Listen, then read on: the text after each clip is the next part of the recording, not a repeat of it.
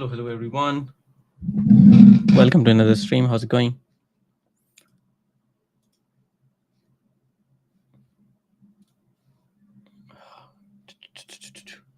Let's see.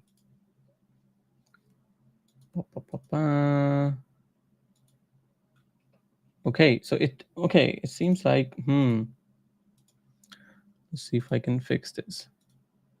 It seems like not all the channels are supporting the stream correctly, even though it says no, even though it says it's streaming on Instagram as well.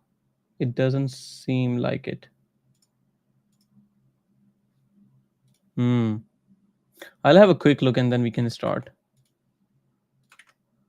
Audience, public, next. And then we copy the stream key.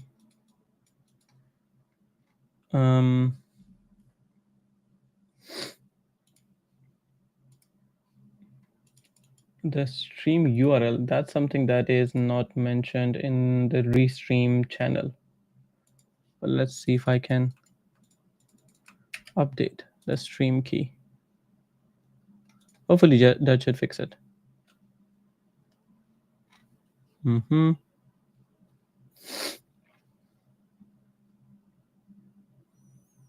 Channels at channel, paste the stream key, okay.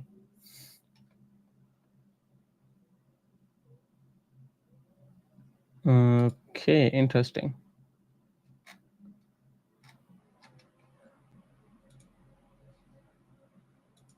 Yes, I think it should, no.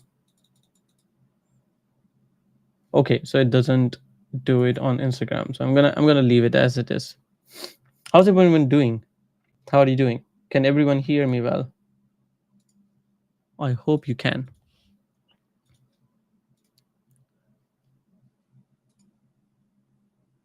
Wa alaikum assalam, Shazib. How's it going? How are you? How are you?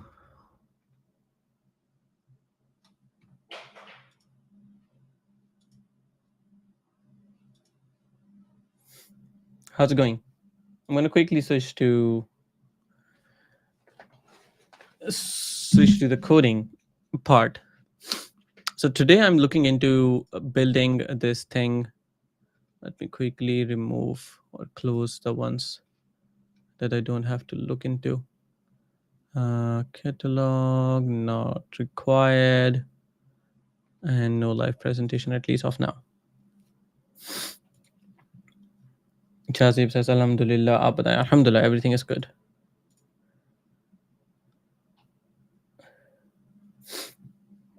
Okay, that's a good question. Let's take this one. So the question is how to become a Google developer expert means by doing open source contributions, or from Saad Afzal. So the concept of being a Google developers expert is that you are already an expert. So how do you prove to Google that you are an expert? You do that by doing either open source contributions, you write a lot of articles, you create videos, you do workshops or do conference talks as well. So anything that includes a particular area of Google built technologies like Google Maps, Firebase, AI. It could also be web, it could also be Angular, it could also be Flutter. So whatever those categories are, if you can show to Google that you are an expert in one of those technologies, then you can be nominated by someone who's already an expert, or a GDE, a Google Developers Expert, or someone who works at Google. So the process goes like this: you're nominated by someone from the team, or from the experts. Then you go through a bunch of interviews. As far as I remember, there are 3 interviews, because mine was like 8 years ago. So there are usually 3 interviews. One is with a GDE. Second one is, I think, with someone. Was 2 interviews then? Maybe 2 interviews. First one is with a GDE that I remember. Second one is from. No, I think it's 2 interviews. The second one is from someone from the from the Google team.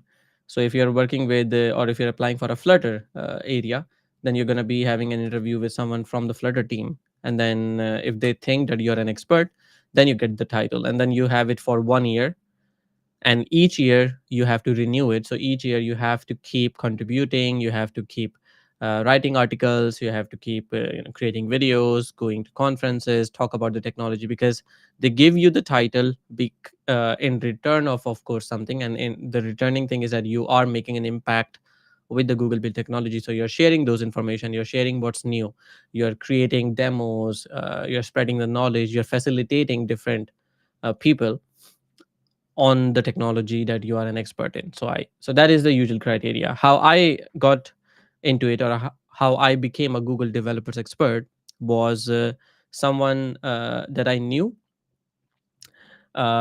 He was my boss, Mashood Rastagar from Pakistan. He was the second person to become a Google developers expert in Pakistan, and I was working closely with him. So he told me he was applying for being a GDE back then. And when I asked him, if I can do it, he immediately said no. You cannot at the moment. You don't have enough of a portfolio or enough of an impact, so to say. And then it's going to be tough for applying right there and then. So he suggested me to spend some time, some months, contributing, writing articles, speaking at conferences, and that's exactly what I did. So what you do practically is that you try to maintain a Google Sheet, for example, where you can list down all your activities that you're doing, like writing an article, creating a video, working with open source projects, etc., creating an impact, so to say. And you list down when did you do it, that is the date, that when did you write an article, for example, how many people read it, that basically shows the impact. And Google is obviously all about numbers. So you write accurately the number of people who read your article, the number of people who viewed your video, the number of people you facilitated at a workshop, etc. So you do that, and then you maintain a sheet.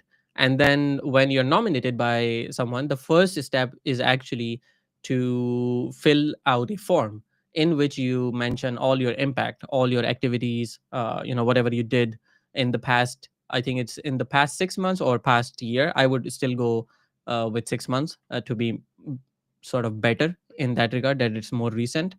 And once they see your form and they realize, okay, you have made an impact, you demonstrate your expertise, then you go towards the next steps, which is the interviews. So yeah, as Danny also says, 2 interviews, and in the old time it was 3. So yes, I also remember 2 interviews from my time as well. So yeah, the key would be to have all of this. And as far as I remember, it took me more than half an hour to fill out the whole form, even though I had everything on my Google Sheet. So you have to have like a number of activities. It's not like you can just have one article or two article or one video or two video. So over a span of like 6 months, you have to have a lot of things that you did, and that is expected to be continued after even you get the title of a Google developers expert. Because the idea is that it's not that you get the title of a GD and then you start contributing. It's that you already are doing amazing things, and Google just acknowledges you, or Google just says, okay, this person is an expert in our technologies or one of our technologies, and you can keep continuing what you do. um, as I mentioned, you get the title for a year. So if you don't do a lot of activities, then your title is not renewed and you lose it. Or for example, if you cannot do it for some reason, you need to tell Google that, okay, I'm not going to be contributing as much, so maybe we can pause the GD title for now. So yeah, that's the whole process. I hope that helps. Alrighty, let's try to go to Firebase Studio. So I have a bunch of things, and it has been quite a lot of days where I haven't actually got into Firebase Studio. But one of the things I wanted to try is actually starting with we're trying it out and also seeing where do we go from here. So I have a bunch of things in my storage. I assume a lot of you would have also. So so I have to give away those things, and I want to just build an app that can help me with giving away a bunch of things across my city to different people that I know. So I'm going to try to build it with Firebase Studio. I'm gonna also try to see if I can remove my name, because it seems like I'm showing my name in two different places. Names off. There you go. Okay, someone said, have you retained the GD title until now? Saad is asking. Yes, I've retained my title for the past 8 years now. 8 years? Yeah. I have this thing there. I'm not really sure if I can turn around my camera to show you. Let's see if I can. I can try if it does it. So there you see that the thing there. Maybe you see it nicely when you see there. So the experts thingy there.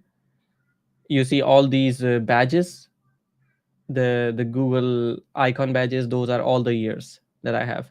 So I've retained my title for a while now. So it has been some time. And it's usually easy when you keep contributing, when you keep just creating things, but you have to obviously take out time. All right, so new workspace, import repo, Go, Python, Java, .NET, Android Studio, Flutter, Angular, Next.js. Okay, so I'm gonna ask it to create something with Angular. I'm gonna show the demo screen as well so everyone can see that as well. All right, so let's see. So I want to create an app using Angular that that allows me or the users to give away stuff that they have. And again, as you know by now, when using AI, prompting is the key. So it provide as much details as possible. That's what I'm gonna do. So let's quickly see if I can also. I'm gonna also have the chat here as well. And I'm gonna try to find what is the sweet spot when it comes to showing the data. Maybe this is a good one. Not really sure. If this is a good one, could be, because I want to share the screen much more than, for example, this is okay. This is probably also okay. It's fine. So what do we do here? We are going to say ideally a user should be able to create a giveaway campaign which can have multiple items in it. Um, each item can have a title, description, um, a few images. We could also say status, which could be ready to be picked up or picked up, etc. We can also say date until this is available, for example. We can also say, I don't know. I think we can also say to this one that people could take it for free, or they could the user could put a suggested price if someone wants to pay. So we can put that here as well. Um, a way that buyers can see, I would say, they can pick for, or here we can rather say a way that um, the person who is giving away can set a range of price that the um buyer could pick. This would range from free to X currency. Here I think we can say X currency unit, right? So I think this is what we could have. What else do we want in the application? um, the sign up login should be really simple. The giveaway, we can say the giveaway should be uh, or the URL should be probably public, so we could have people trying it out as soon as possible. So here we can say the giveaway campaign URL should be public for the buyers pickers to quickly access. We would have to ask the email um, of the user or of the buyer picker. Now I'm thinking, should we use phone numbers or email in this regard? Here we can also maybe say email or phone number, or maybe just keep one in that regard.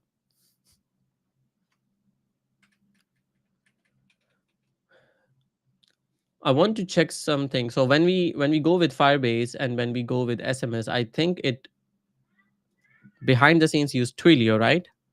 Firebase SMS pricing. Let's see.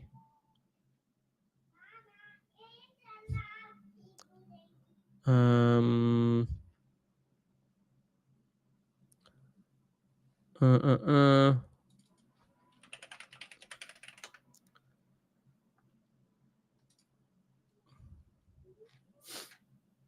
Firebase console. Okay, reCAPTCHA. Mm-hmm.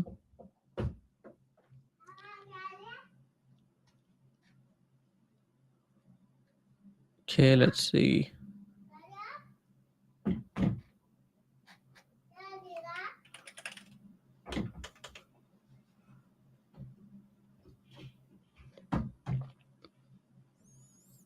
Hmm.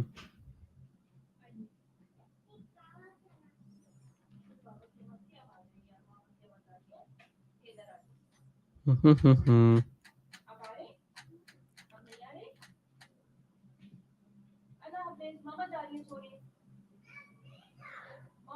Okay, Saad Afzal is asking why Nux framework is not getting much hype as compared to React and Angular. I don't know. It really depends on the people and also the marketing as well. I think React got really popular because of a lot of places like Reddit, Twitter, and other platforms as well.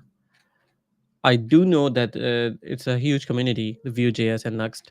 So I think it's popular. Maybe you don't see it, but I think it's quite popular anyways. Okay.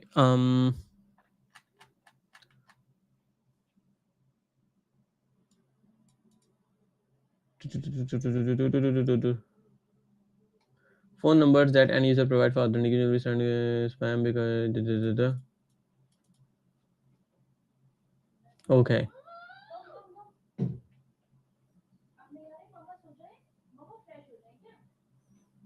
Hmm.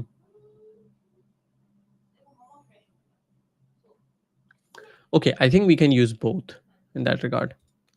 Of the buyer and picker for showing interest in picking something. Hmm.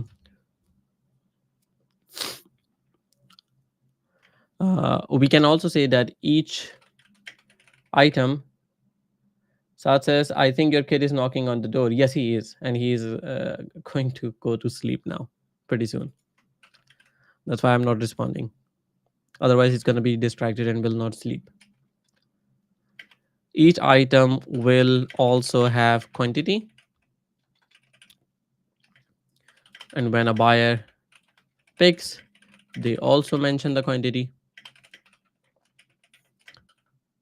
We can also have a setting a setting for items with multiple quantity to say how many items can be picked by one buyer, so to say, right?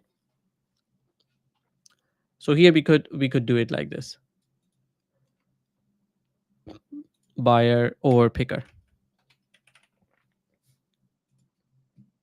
Okay.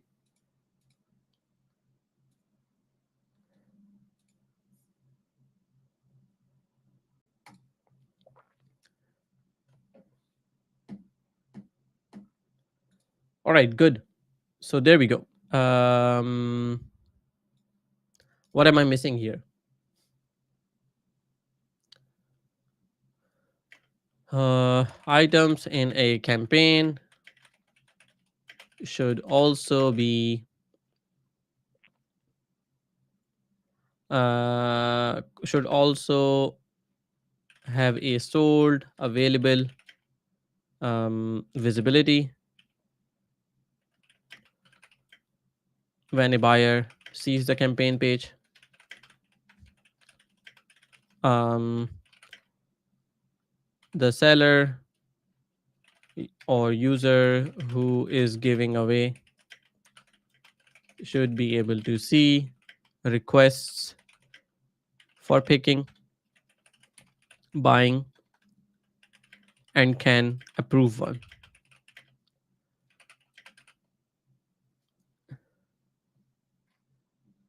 Um, Mauricio Guerrero says, "Can you show how to use the site features and tools? Do you mean Firebase Studio, or do you mean the site I'm creating? I'm assuming you mean Firebase Studio. So yeah, we are going to start with working on this, hopefully. Mm-mm-mm. We could actually, we could also start with GenKit as well, but that's fine. Okay, I'm now thinking as well.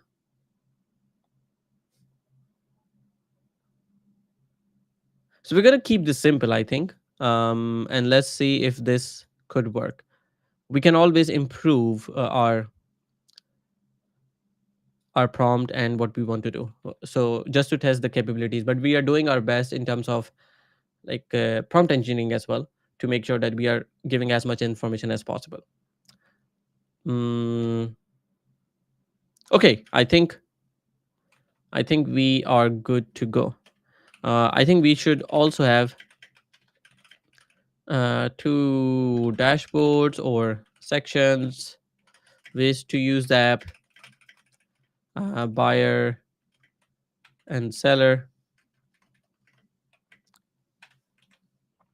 or giving away. Okay, let's see how this goes. Time for the truth.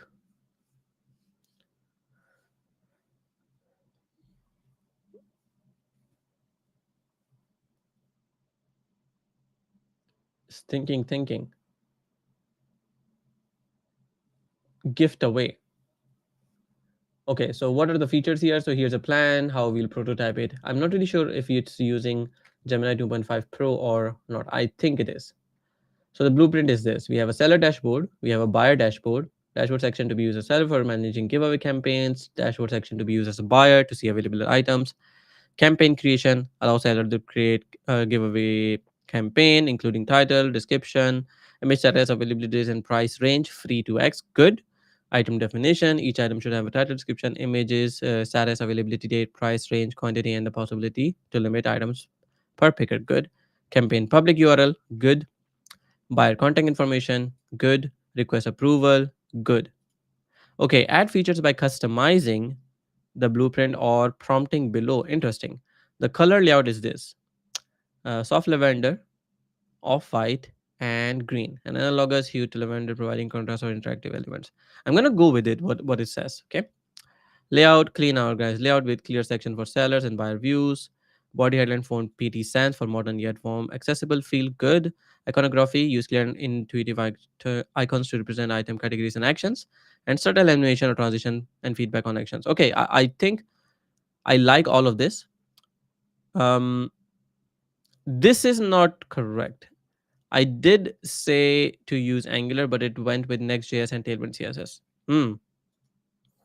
I think it's probably choosing it because it requires a backend and front end both. Okay.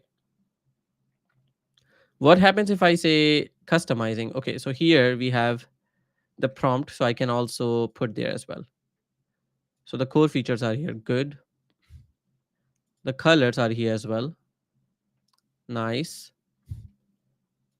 Okay, then I'm gonna go with Next.js. That's fine. So let's see how this goes. It would have been fun to work with Angular on this one, but as long as it's vibe coded, I could try it. Can you integrate a payment from there? Yeah, yeah, yeah. That could be interesting. Maybe we could stop and see if it can go from there. So this is the blueprint. And it's not stopping at the moment. Reasoning about the main app code. Let's see.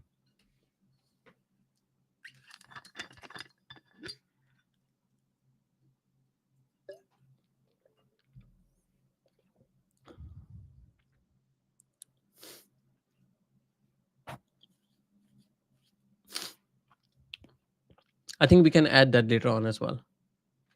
So not everything has to be done in the first step. Let's see what this comes up with. I think it would have been nicer to also show here what it's thinking since we are just used to it. So it is stopped here, right? Um, let's say we can also say add Stripe payments as well for the cases where buyers would pay. And sorry, I'm gonna have to hide your message. So here I'm saying add Stripe payments as well for the cases where buyers would have to pay. So let's quickly do that.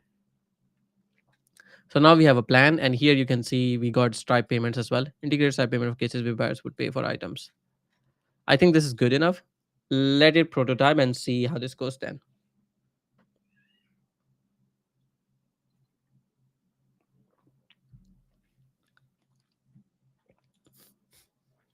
Sa says, I think Bolt has better UI than Firebase Studio.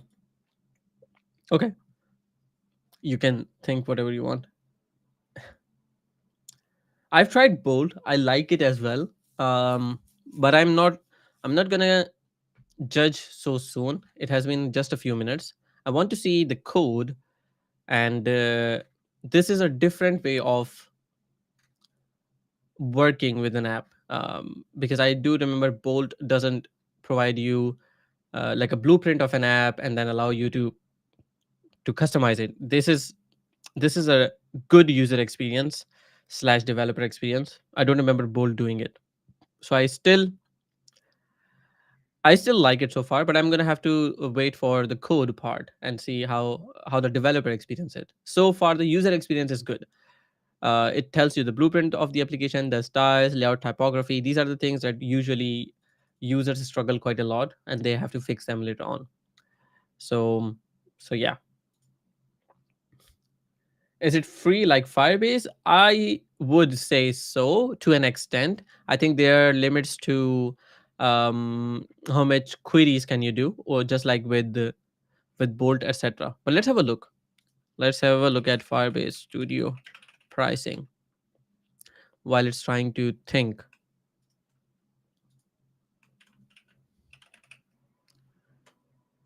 Firebase Studio. So here it says no cost for 3 workspaces. Good. Google Developer Program members can create standard no cost 10 workspaces. So if you are part of the Google Developer Program, you can create 10 workspaces. That's nice. Premium is 30 workspaces and increased Gemini quota for app prototyping agent. Okay. Some integrations like Firebase app hosting require a billing account. Yeah, that's something that I know already. So that means there's no are there no queries or sorry limit to the prompts that we give.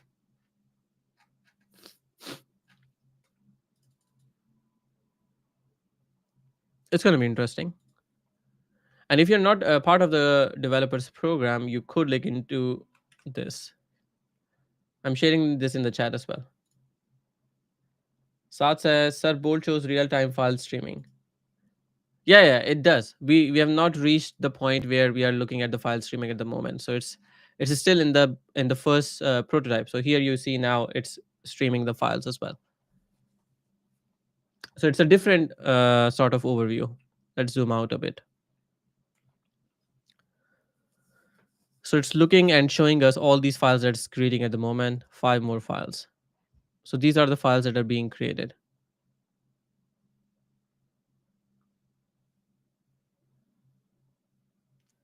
Campaign card, create campaign page TSX, okay.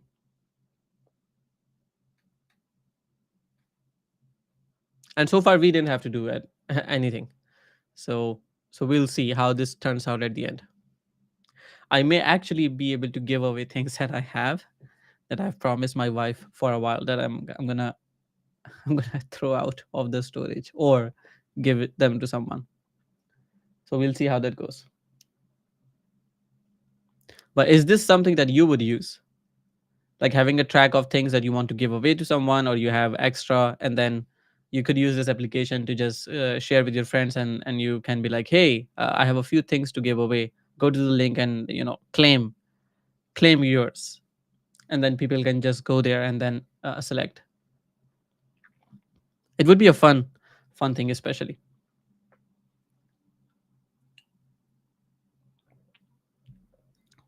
Okay, so here we are now. Nice. So we have some nice UI already created. So gift away, nice. So your campaigns manager give away campaigns and view requests. So this one is active. This one is draft. We have a managed campaign. So 2 items available from June this, free, up to $100. Okay, available from this, good, managed campaign. This one is in draft, and you can manage it here, good. And then I could create more campaigns here. It's not too bad. I'm gonna read more of it, but let's look at the message. What sort of things, sir? I have an extra mouse pad, and my camera just died. So I have an extra mouse pad. I have I have a kids chair, or the car seat for kids that I don't want anymore. I could give that away. I have a bunch of used mouse or mice that I want to give away. I have a few power banks as well, maybe two that I want to give away. So those are the things that I have that I could give away to one of the families that I know. So that could be fun. All right, so let's see what we have here. So it says, okay, let's prototype this application. Good. Now we have the first iteration of your app is ready. Try it out in the preview window and describe the changes you'd like to make below. We want to make changes directly. Hit the code button at the top to switch to the code editor, or click below. Nice.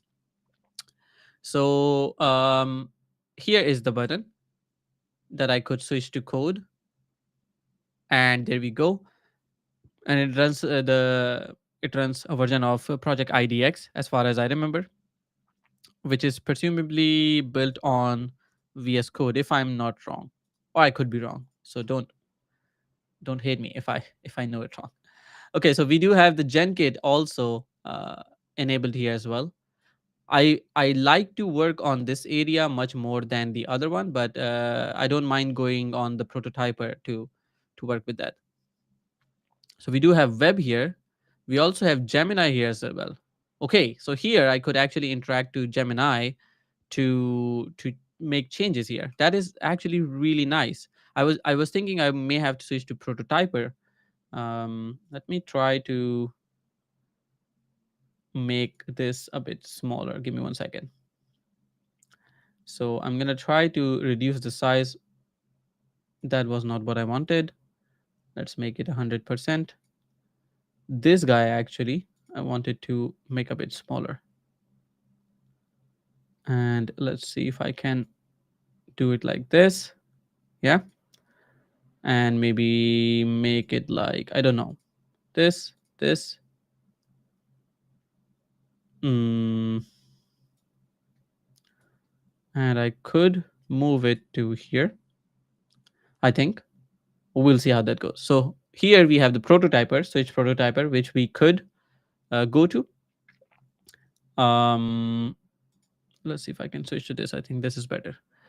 But we have the web and Gemini that we could look into right here. So, okay, so let's have a look at managing the campaign. So if I went here to manage campaign, what happens? So it's trying to load the page here, as you can see, with this next logo. So it's routing at the moment. Okay, so here we are. So here is the campaign. Here's the image that we could have here. Here's the public URL that we could copy. Then we have the campaign items right here. So we have vintage books collection, free, and then we have requests here as well. Okay, that's nice. And then here we have a price as well, antique wooden chair, which is available. So if I go here, we request, we have two requests that we can see here. I'm going to try to move my face away. So here we have two requests that we could show, and we could say approve, and that would select one. So here now we see a message, you have approved the request from Jane Doe. They will be notified. So they will be notified in that case. That's actually pretty nice. And I could create a new campaign. Now it's going to a different page.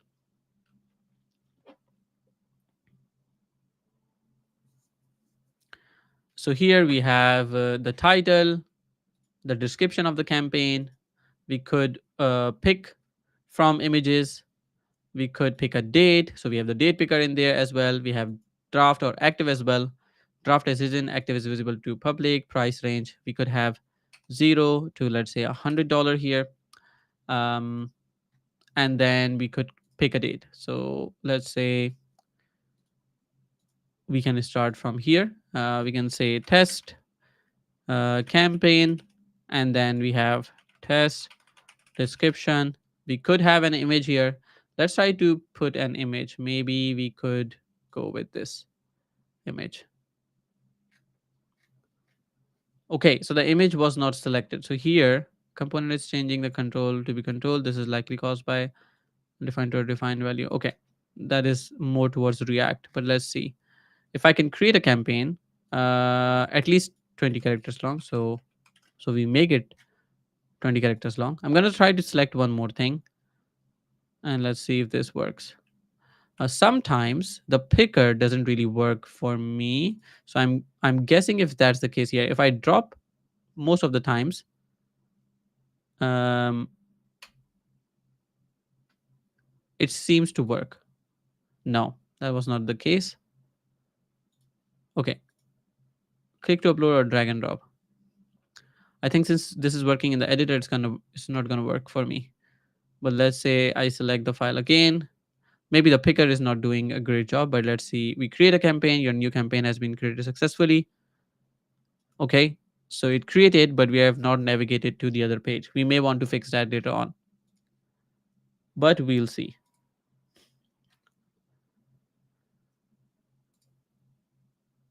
So Mauricio says, when you say, let's say send emails, is it actually working on the backend or just UI? I think it's just UI at the moment.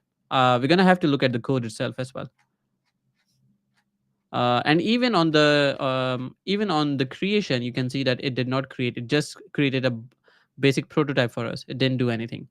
Now, when we look at the code, let's have a look at the code. So here we have the lib. We have a hard-coded data right here. We have the types here. We have the utils here. Um, we have some hooks. We have some components. I don't see a backend at the moment. We just have some UI. I think we are probably using ShadCN, or no, we're using Radix UI. Okay. Okay, interesting. Then we have the app, campaigns, and we have the pages right here. Create campaign, pages right here, as you can see. So when we go with the create campaign form, let's see if I can go there. And when we do on submit, it just logs the value. And here you have a toast that's being shown. So it's not really doing any API calls at the moment, right? We can, however, ask for doing that. And here we have the GenKit as well. I'm not really sure if we could use anything from the Google GenKit. Maybe we can have, I don't know, the description of some of these items created something something. But yeah, I think it's fine. We probably don't even need to use that. So what I'm going to do, I'm going to go to Gemini, and then I can say the UI looks great. And I also want to check what is the model here. So here we are using the built-in model, but we can use 2.5 Flash, 2.5 Pro, or others as well. So if I go with use your own Gemini API key for chat experimental. Okay, interesting. So if I use Flash, I would have to provide my Gemini API key. Interesting. Okay. And if I wanted to use Pro, then I could also use that as well. It's really nice how it allows us to add this here as well. But that's pretty nice. Mauricio says, okay, sorry for the questions, non-dev here. No problem at all. All questions are good questions. So I'm going to go to aistudio.google.com to get my Gemini API key. You can go to the studio dashboard, you can go to API key, and then essentially you can come here and create one. I already have some, so I'm gonna pick one of these. So I'm gonna quickly hide my screen so I don't accidentally show the keys, and then I can paste here, and then I can save this, hopefully. Um, Close it. Okay, and now I can use it like this. Okay. Um, Give me 1 second. So I'm sure I'm not showing anything that doesn't need to be shown. All right. So now we have put the key. So now I can select Gemini 2.5 Pro, as you can see right here. Now I can say the UI looks great. I want to start using Firebase Studio. But you know what? I actually probably want to use the built-in model. And the reason for that is that I think the built-in model might be more suitable for Firebase Studio itself, on how it's trained with the Firebase APIs or integration. So I'm a bit skeptical about this. So maybe I'll go with the built-in model. If it doesn't do well, then I'm just gonna switch to 2.5 Pro. Okay, so the UI looks great. I want to start using Firebase Studio. Sorry, not Firebase Studio, Firebase Store. Sorry, I'm gonna say Firestore, Firebase Authentication, Firebase Storage, etc. So I can have have a working example rather than just the UI. I'm also going to ask it to create a plan for me so it doesn't try to go and do things on its own. I would rather say, give me a plan and then we execute it one by one. So that's how we do it. Um, you can construct a plan first, and then we can follow that step by step. Okay. So we can start with that. The idea is to get rid of the hard coded data we have and rather make this working production ready. Okay. So let's see. Um, I think we can go with just the Firebase ecosystem. I was thinking of maybe we should use Postgres, but I don't think that's necessary. I would love to try out what it does with the Firebase SDK itself. Okay, so here we have the plan. So setting up Firebase project, create a new Firebase project in Firebase console, install the Firebase CLI and login, initialize Firebase in your project. Okay, install Firebase SDK, then initialize Firebase in your application, implement Firebase authentication, Firestore for data storage, Firebase storage for image uploads. Good. Refactoring the components, adding security rules, testing. Okay, so let's start. Okay, so let's start. Have you already created a Fire project in the Firebase? If so, do you have a project ID? If not, please create one and let me know the project ID. We'll then proceed with installing Firebase CLI and initializing Firebase in your project. So we have not created a Firebase project yet for this. Firebase.google.com. Let's try to create a project. I'm pretty sure I actually am out of my, yeah. I'm actually out of projects. So I'm gonna see which one I can delete. I think I can delete the friendly chat. This was from a workshop years ago. I can go to project settings and I can delete friendly chat. Delete project.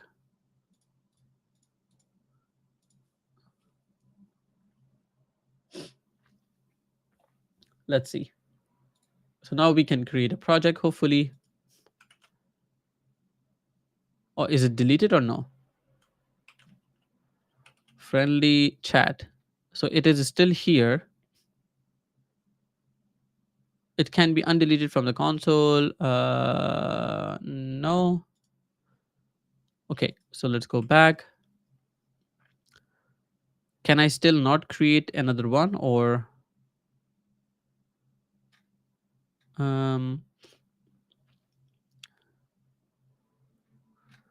thinking?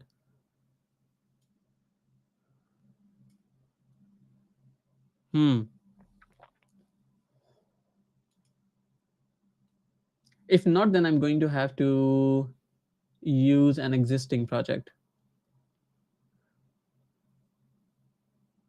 You can add Firebase to an existing project or request an increase. I will probably go to request an increase. So give me 1 second while I do this. Company name or website.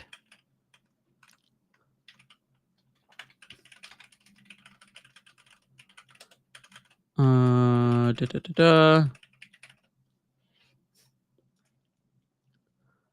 da. 50.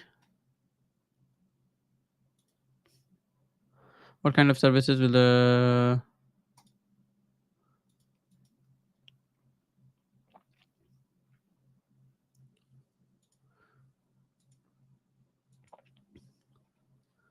let's see if I can find.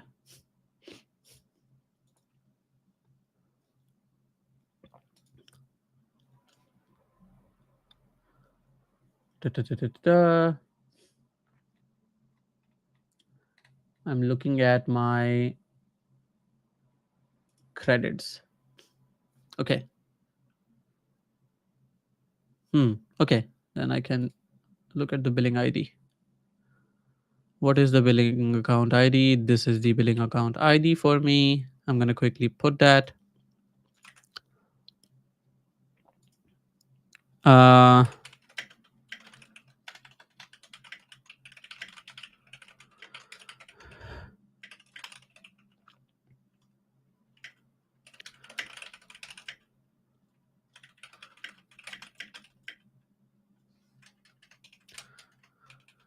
So I'm sharing with them so I can create the projects for demos. Okay, I'm gonna.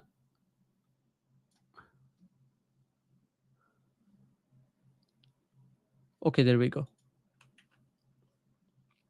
So I've requested an increase, but I think I could use an existing project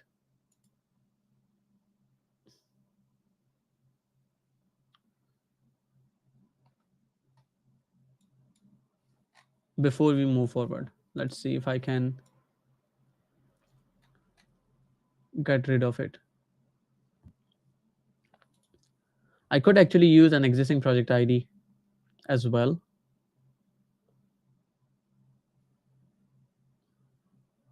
What? I just saw that one of my applications that I have has had some traffic, and I have no clue why that is. App hosting. Have I hosted this somewhere?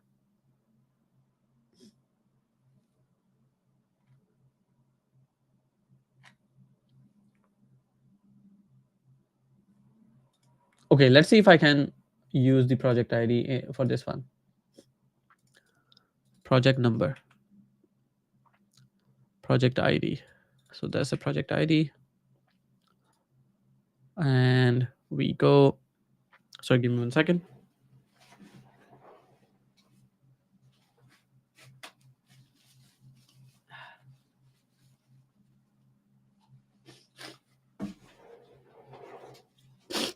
Okay, so we start with, let's start with using the project ID this.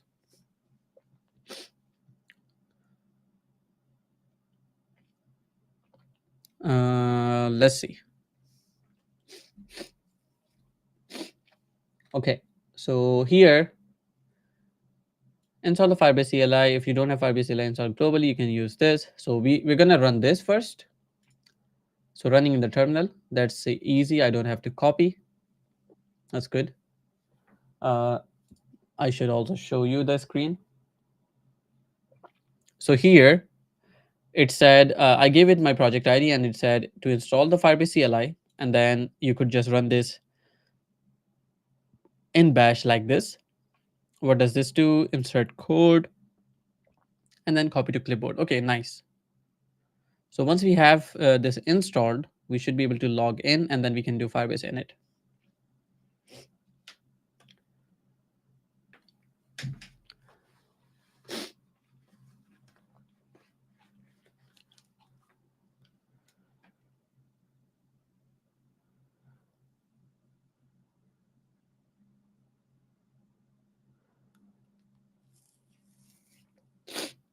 Okay, it seems like Firebase just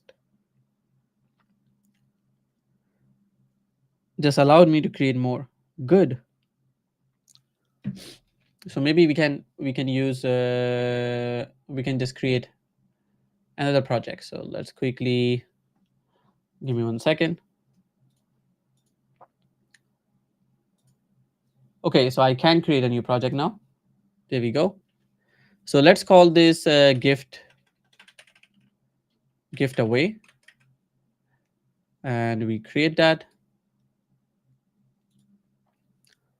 We're gonna keep this Gemini for Firebase recommended open, Google Analytics as well, and then we select our account as well. Good. So we're probably going to use the new project in this case, and we're going to use the new ID from here as well. Let's see.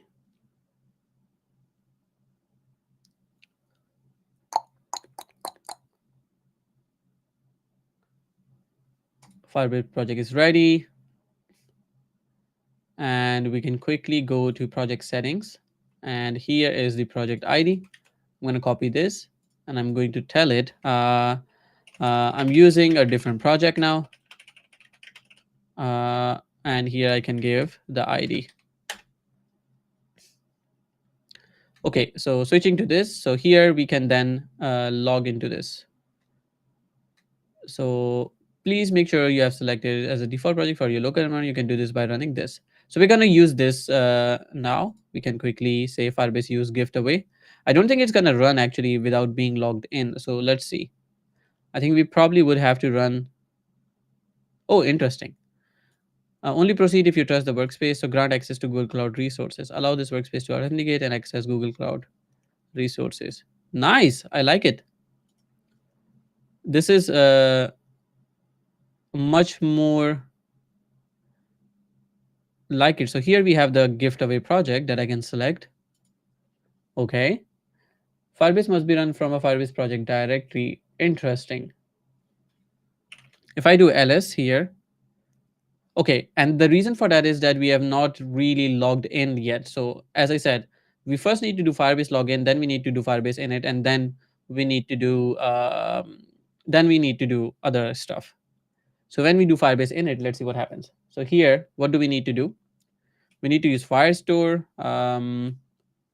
We need to run, maybe we also need to run app hosting, but we'll see if we want to publish. When we publish it, what does it do? Okay, we'll see. Maybe we need app hosting. Storage, we need that. Emulators, I would say setting up that would be nice as well. Real-time database, we don't need that, and data connect, etc. don't need that. So I'm gonna quickly go ahead and use existing project. So use an existing project, and here we should have gift away. Here we have it. So we're gonna use that. So missing require API Firestore Google APIs, and this is much nicer than how it used to be before. Previously, you had to go and enable everything. Now I don't, so that's good. Automatically things are being enabled. Good. What file should you use for Firestore rules? I'm going to quickly use that. What file should we use for Fire indexes? Yeah, keep the default one. Okay, Firebase app hosting requires billing to be enabled on your project. To upgrade, visit this. So this is also helpful. I can go to this link and I can enable that.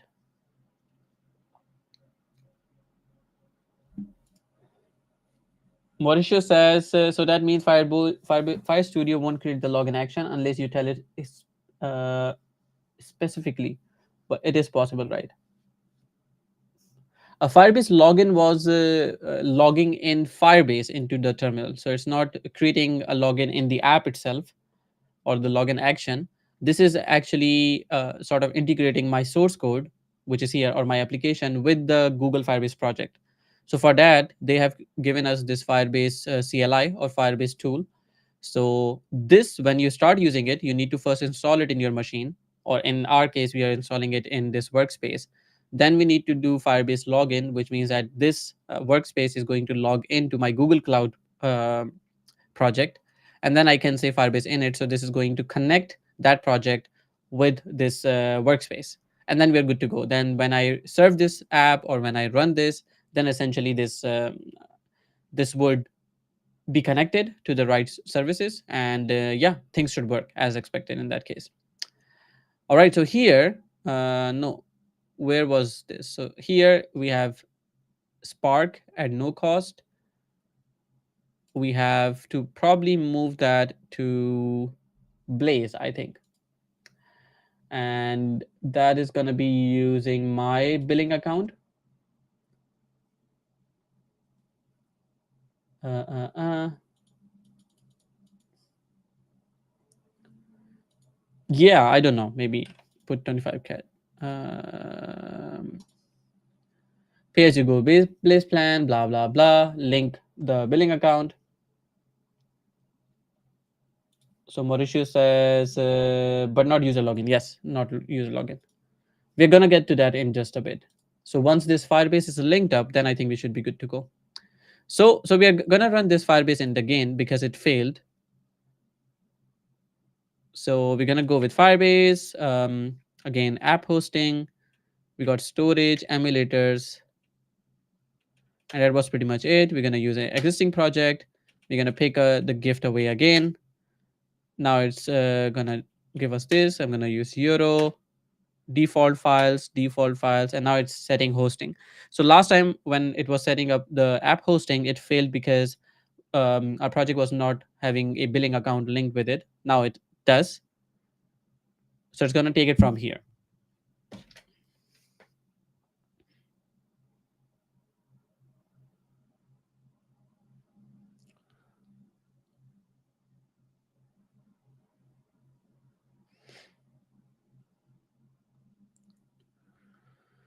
Okay, so now it says app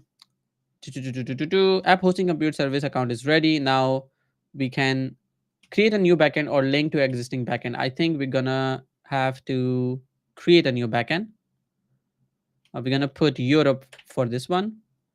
Uh, I would say this is gift away web. We're gonna give this name for the web application when it's deployed.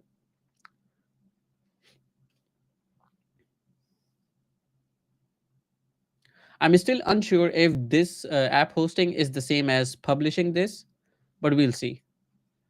Specify your app's root directory relative to your Firebase JSON directory. I would just say slash. The app hosting YAML already exists. Do we want to override? Which was right here. I'm going to copy this before I override it. I'm going to say override. And I want to check. Okay, so here it's the same thing, but it added some variables, etc. So it's fine. It's always good to just have a backup. Okay, which Firebase emulators do we want? We want authentication. Oh, we did not set authentication before, right? think we should be okay. Anyways, so Firestore. Um, I would say storage, and that is it. We're gonna use the default values for hosting. Yeah, we can. Which port do you want? The auth emulator, default one, Firestore, default storage, default. Would you like to enable the emulator UI? Yes. Which port? I would say any available port. Would you like to download the emulators now? Yes. So it's going to download the emulators, but it's using it for the Firebase Studio. I would probably use it in my local machine rather than here, but still, it's good to have this in the code base at least. When I run locally, I would still have them here. Okay, so I would say yes. The steps are done.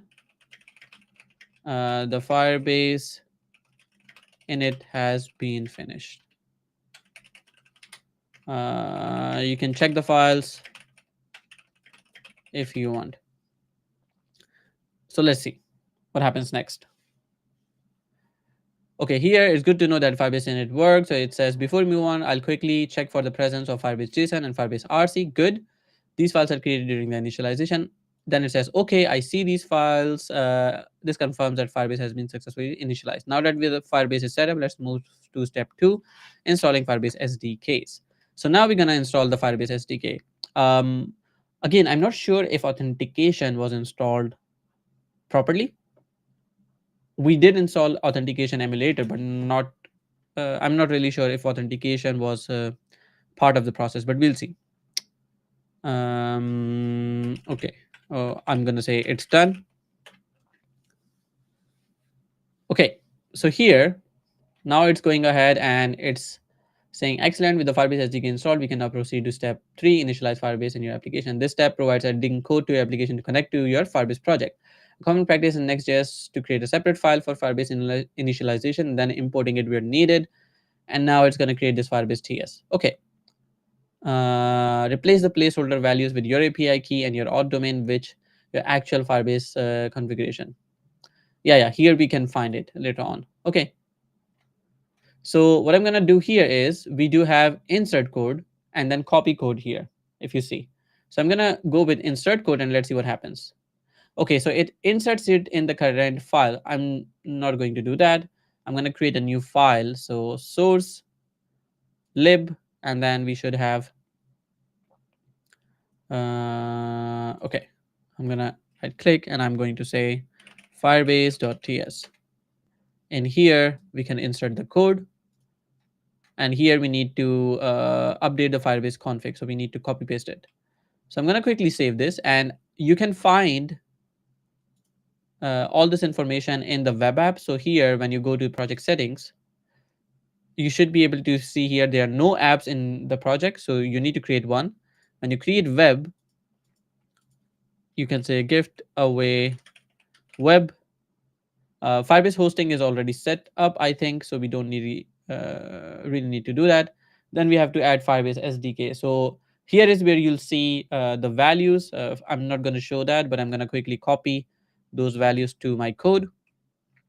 So I'm going to quickly go ahead and add the variables, save this, and we should be good to go. Let's see if I can continue the console. Okay, good. So now that I have put that information, I've added the code to Firebase TS, or we can say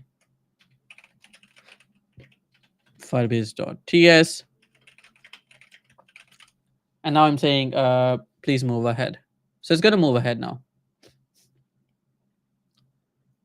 Okay, so now it's saying we should do this and that. So create the authentication context or hook. It's often helpful to create a React context or custom hook to manage the authentication state.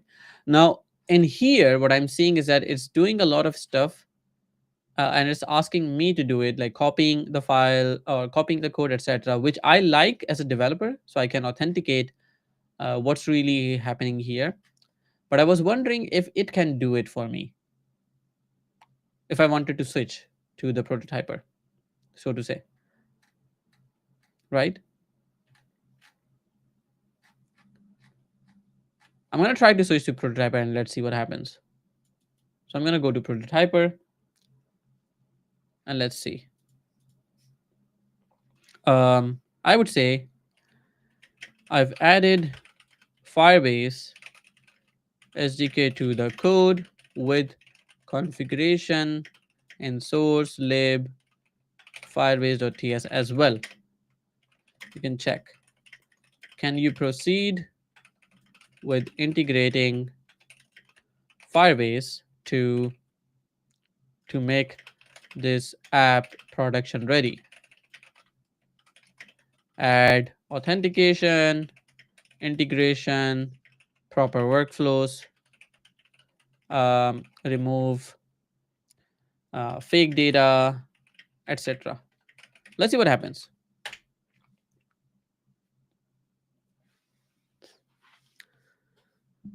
Because I don't want to do a lot, so to say.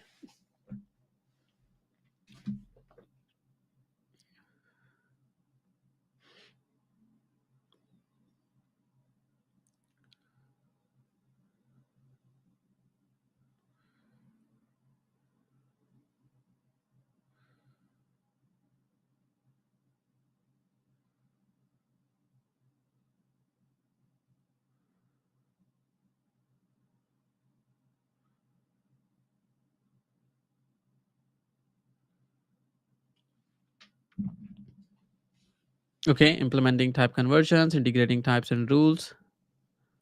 Good, good, good. Okay, so this is how you do it. So if you want to do it step by step, you move to the code editor.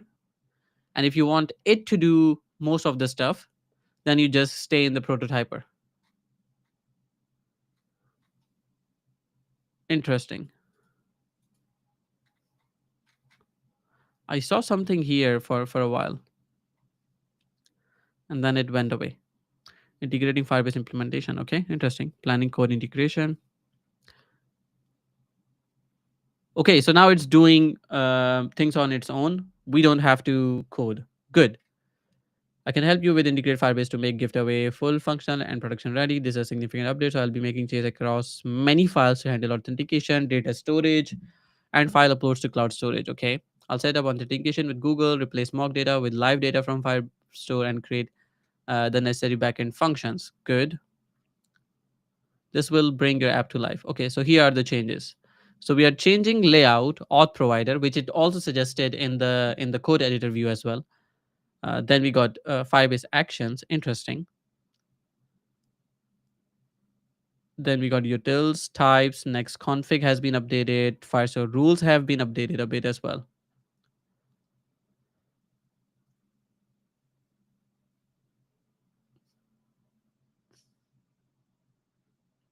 Okay.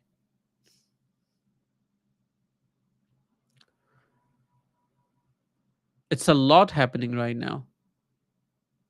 Fun, fun, fun.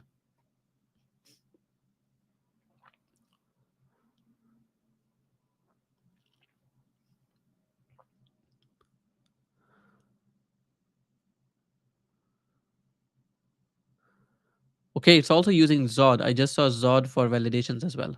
That's nice, actually. I'm going to be right back while this does the magic. So be right back.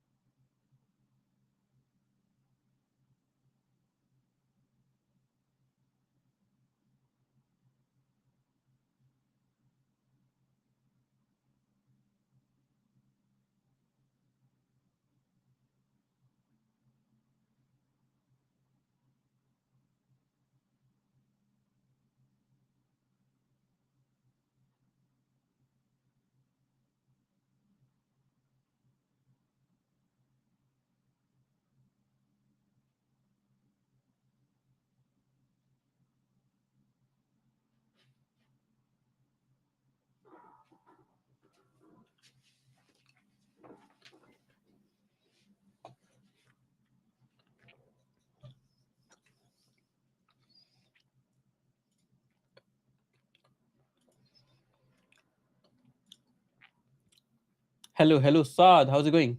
We have another Saad. Previously, we had Saad Afzal. Now we have just Saad. How's it going, Saad?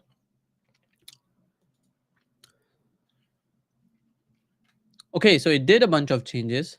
Um, Here are the changes. I've wired up your application to Firebase, replacing all the placeholder data and functionality. Users can now sign in, create campaigns, add items, and manage requests. The public facing pages will also show the live data for active campaign. This is a huge step for towards getting your app ready for users.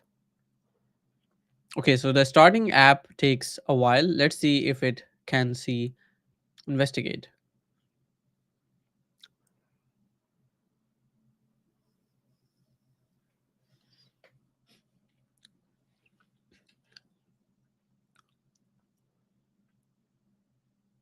Hmm.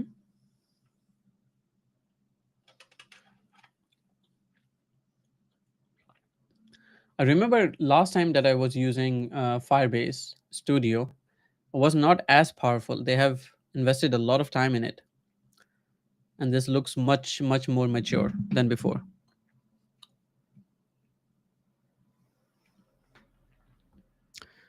Okay, eliminating redundant, eliminating unused initialization. So there were some actual changes which were redundant. Looks like it.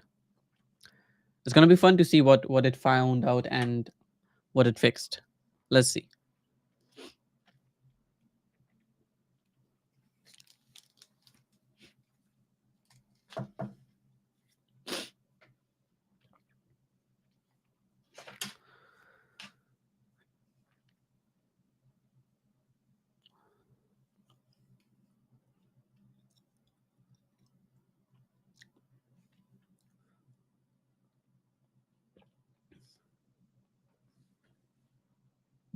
Hmm.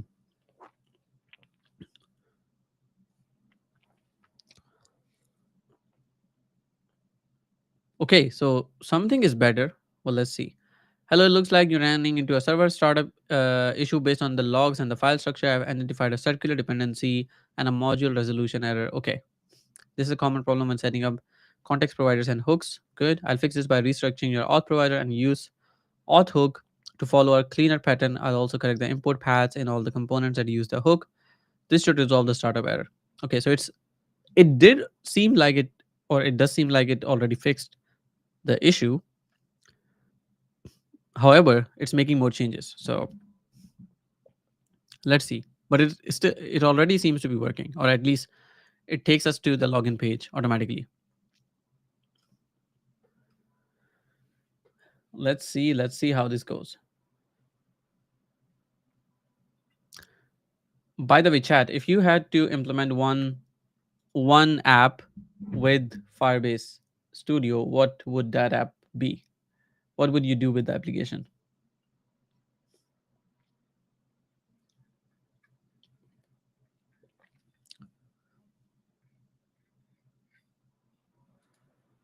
It seems fun. Where is the code? Here's the code. All right, let's see.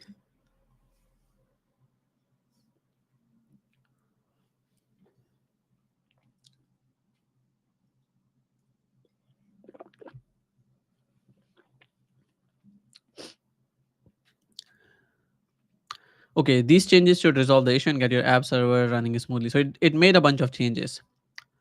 What happens if I click this? Okay, so it opens the files as well. Good. Then we got actions. Here we have a bunch of actions from Firebase storage. I've not looked into the code myself, so let's see. If I sign in with Google, it says one issue. What is the issue? Firebase error, auth configuration not found. Okay, I've detected the error. Want me to help fix it? If I say fix error, I'm not really sure it's going to be able to fix that. And the reason for that is that because I would have to enable authentication on my project, I think, because it says auth configuration not found, right? So I would have to go to the Firebase console and actually fix that. It's probably going to suggest that as well, I think.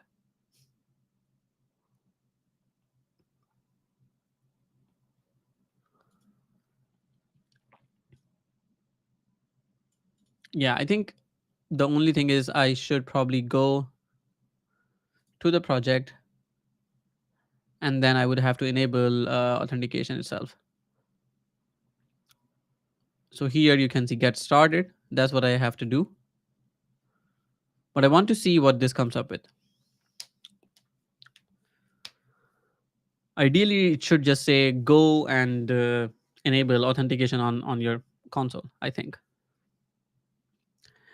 Um, okay, so here it found something else as well, looks like. So here it says source lib Firebase and then source lib Firebase config TS. Okay, they're both trying to initialize it. I'll fix this by making this as the single source of truth and this simply re-exporting. Okay, anyways, if I still do it, it's gonna fail because we have to enable it here. So I'm gonna have to go here, and then we're gonna enable Google. We're gonna go to just enabling it, and then we need to just use my email. I'm gonna save it. I believe we also said about phone numbers as well, but I'm not really sure if we have looked into phone numbers at the moment.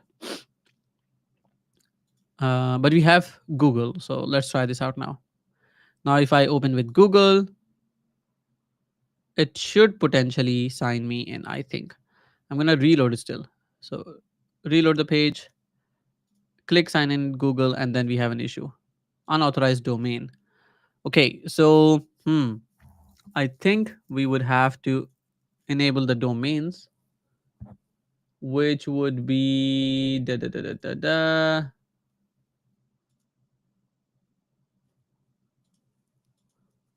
Uh, I think it was somewhat around. Um, I can't remember which one was that.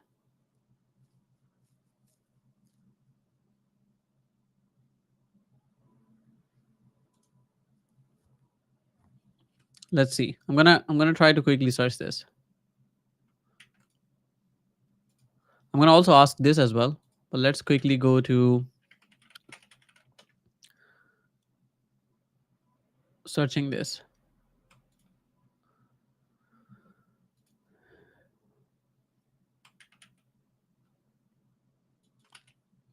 Unauthorized domain is not here. I was something here, yeah. So authentication, authorized domains is what we're looking at. So let me see if I can find it out. Give me 1 second. I'm gonna go to settings, authorized domains.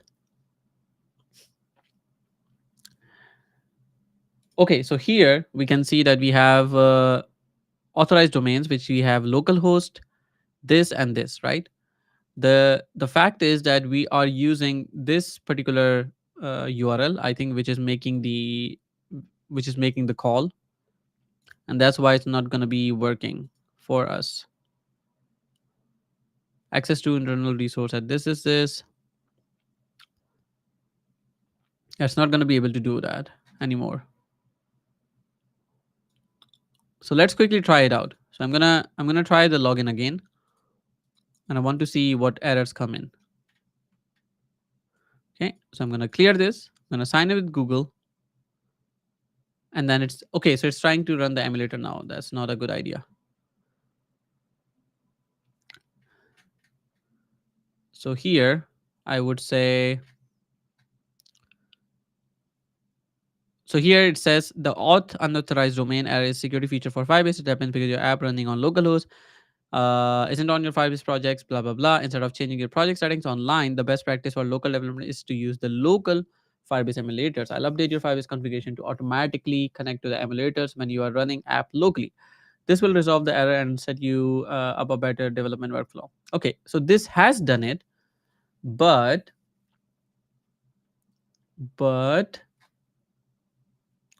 we would have to also run this locally as well. If that makes sense. So we want to, let's see. If I go to code, I would have to run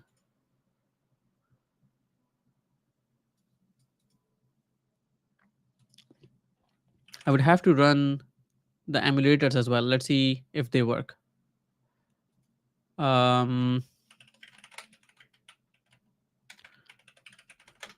Let's see.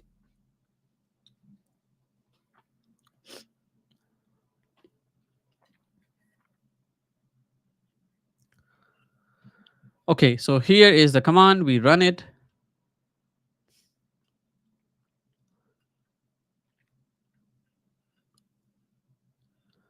Okay, here it says port 915 is available this, but not this. Okay.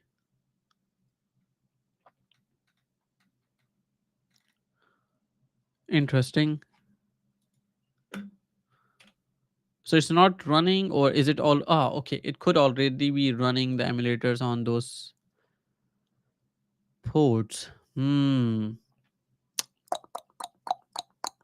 Uh, uh, uh, uh, uh, uh, uh. Okay, I would say let's try to not.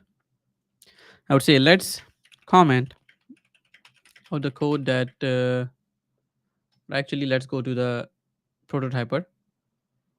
We're gonna say revert the change that enabled emulators by default when running locally. I'm going to fix the domain or unauthorized domainers thing on Firebase console.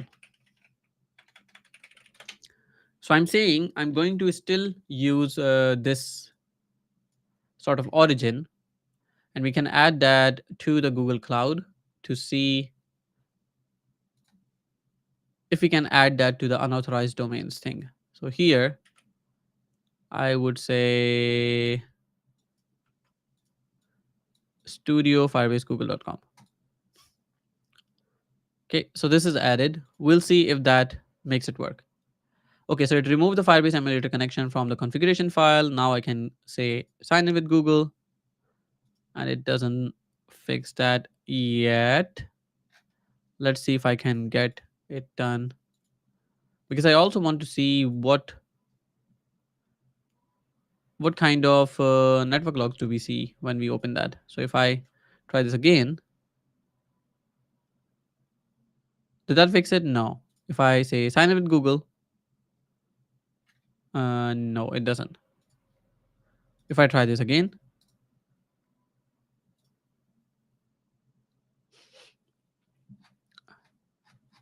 it reloads the page completely. Why? That's not good.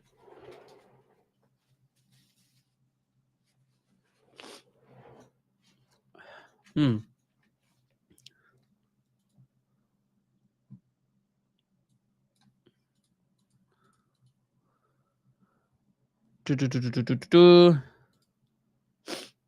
I think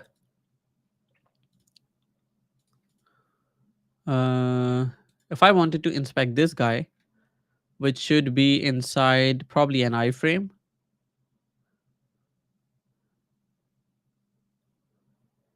Okay.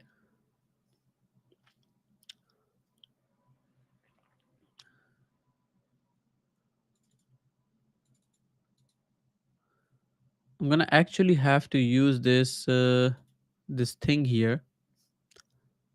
I did HTML, and then I'm gonna have to use this whole thing, which is this guy. Let's see if I can add that.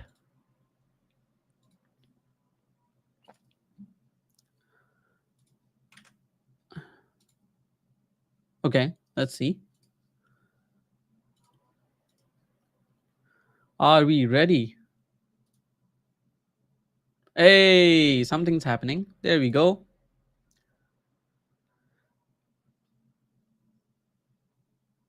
Continue. And yay, let's go. Now we have our campaigns. Now we can create a campaign now. So this is going to the page.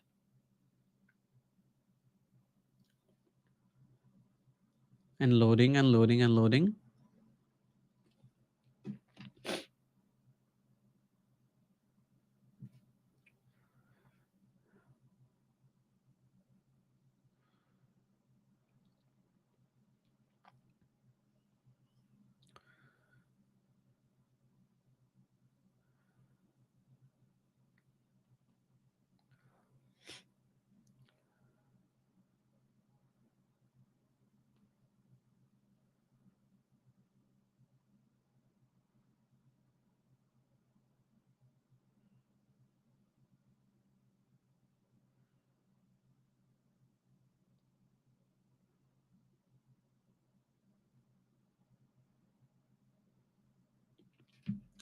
Okay, so we are here. Let's say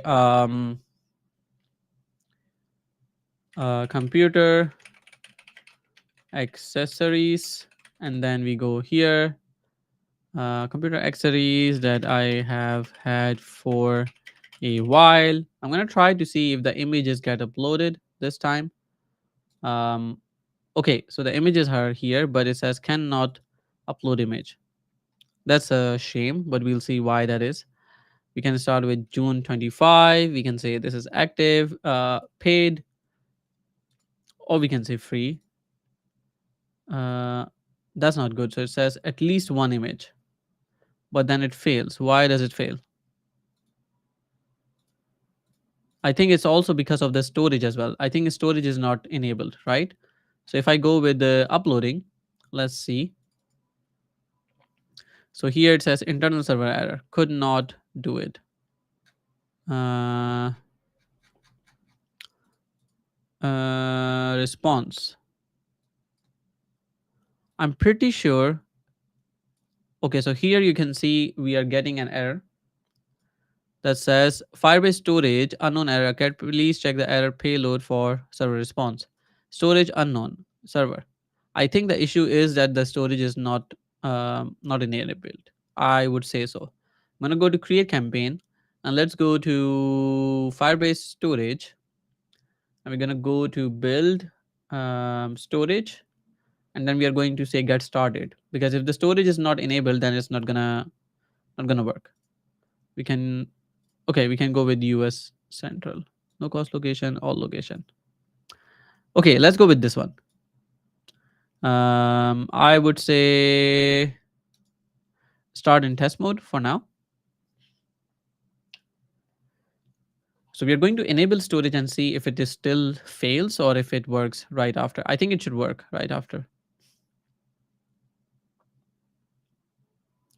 Okay, so we have here the storage available. I think the same is going to be for the Firestore as well. So let's go with Firestore database and we're going to have to enable that as well. Create a database ID default, I would say. Europe, we're gonna say this. We start in test mode.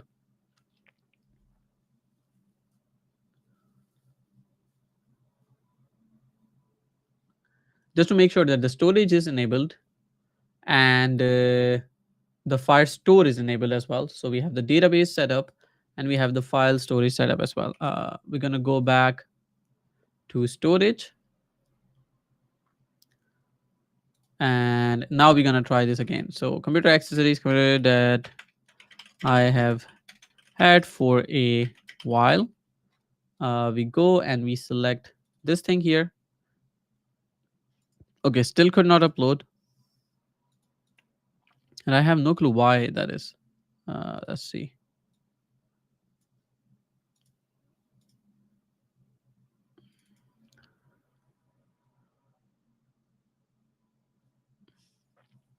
Missing or insufficient permissions.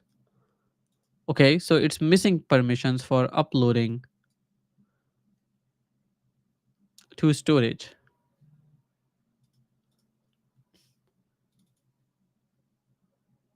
This time it was internal server error. Again, internal server error.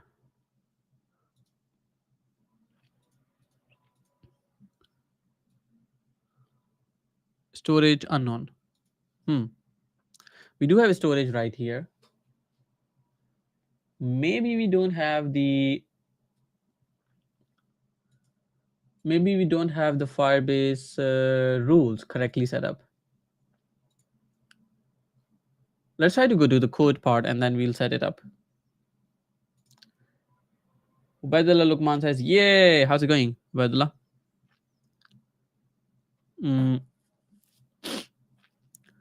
Let's see if we can set up Firebase correctly, and we can say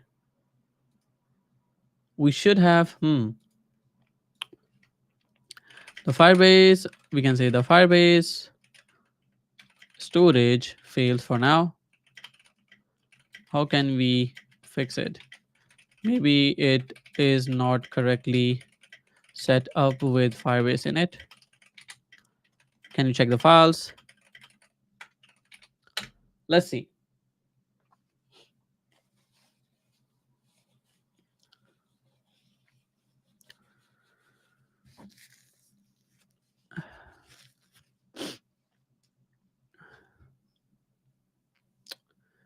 Here it says you're correct. The storage rules are likely the issue. Storage rules, the line allow read write if false explicitly denies all the read write access to the storage bucket. To fix this, you need to change the rules to allow desired access. So I'm gonna actually use this guy. So we go to the storage, file source indexes, and the file was storage.rules, right? So here we have it, and this is the issue. So if we change this to like this, or I think we already have the rules. We already have the rules in the cloud. Can we fetch them? Let's see what it says, because we already have the rules there. I believe I cannot directly fetch the storage from the Firebase project in the cloud. My capabilities are limited, blah, blah, blah. To get the rules from the cloud, you would typically use the Firebase CLI with the command Firebase storage rules get. Okay, interesting. So if I had to do it like this, then I could get the rules, because I want to do it properly.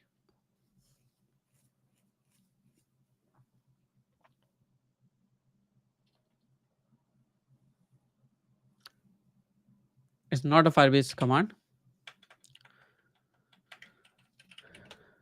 Let's see what we have here. So here we have target, use, data connect, login, functions, ext, blah, blah, blah. So Firebase storage.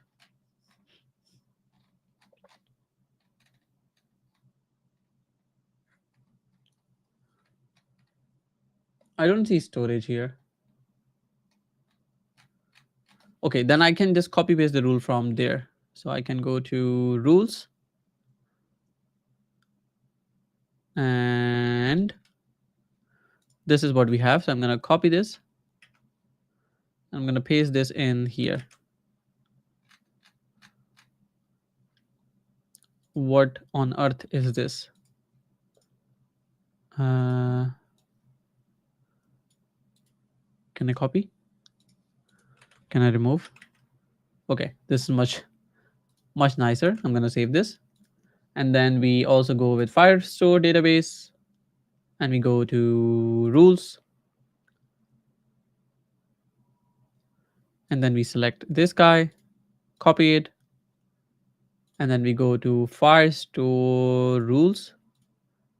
And in here, it has set up some rules. So I'm gonna keep them like this.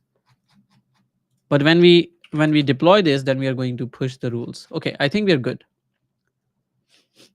So let's try this out now, actually. So I'm gonna say sign in with Google, and it does not. If I go to prototyper, let's see what happens. Okay, so this is logged in. Now, if I create the campaign, try to upload a file, upload failed, good.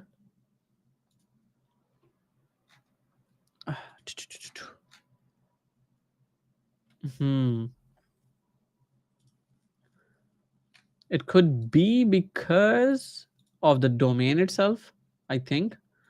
And I'm thinking if I'm spending too much time where I should not. Hmm, hmm, hmm, hmm.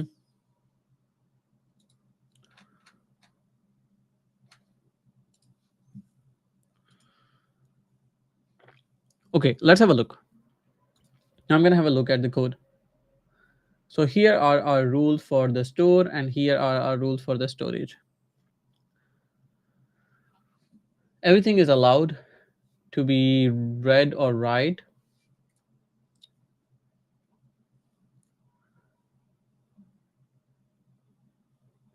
In the case of this, I also want to see what is the domain this is running on.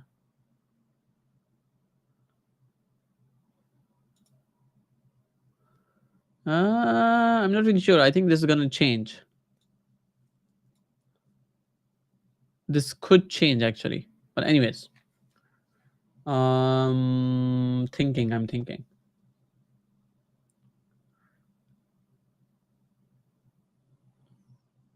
If I run this into a new window, let's see what happens.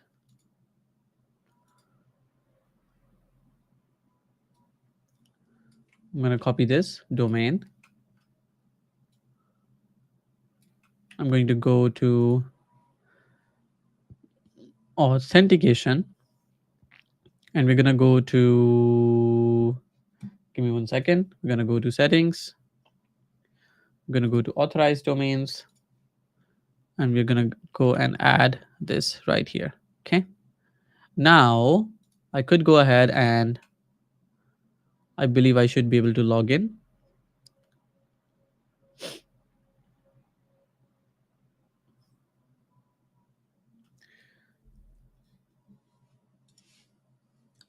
Uzair Rahman says, Ahsan Bhai, itne dinon baad. Yes, I have been very busy.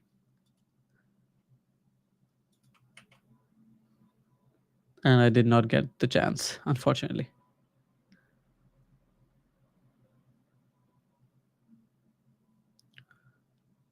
What's happening? Pop-up closed by the user. Not really. I have not closed it. I've not just used it so far. Let's try this actually. I'm gonna move this here. I'm gonna try to make it nicer. This should work.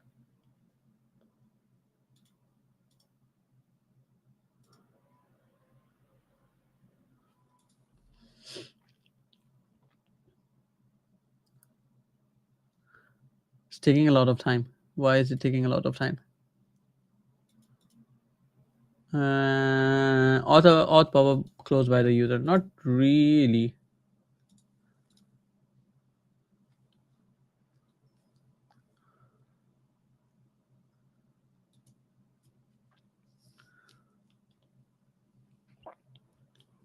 This should work actually.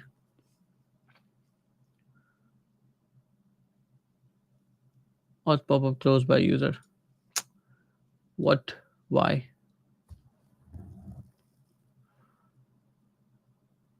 But this is the same. This is the same route actually. Oh, this is 9000 Firebase Studio. Which one are we running at? Okay. So there are two different ports.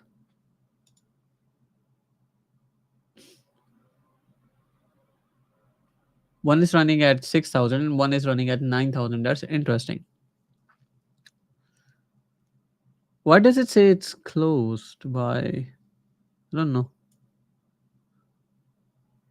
Pop-up closed by the user. I'm not really sure, to be honest. Let's see. Now here it seems like it's logged in. If I sign in with Google, now it says unauthorized domain because I just removed it. Okay, I'm gonna have to add it again. I think it was just 6000 and the rest of the things were same. If I go here, I picked it from this guy, and the domain was this. Uh, uh, there we go. Add it. So 6,000 and 9,000. And I close this guy and I open this again. But after refreshing. Now I rerun this. And there we go. We are logged in, right? But here the storage doesn't work for some reason. Nope. Hmm. Okay, how do we fix this? I'm thinking if we could, because I would say let's make the images optional for now, since the storage part is not working. Okay, we can show a placeholder image in the meantime. Placeholder image or icon. So we go with this. We should not be blocked by all of this.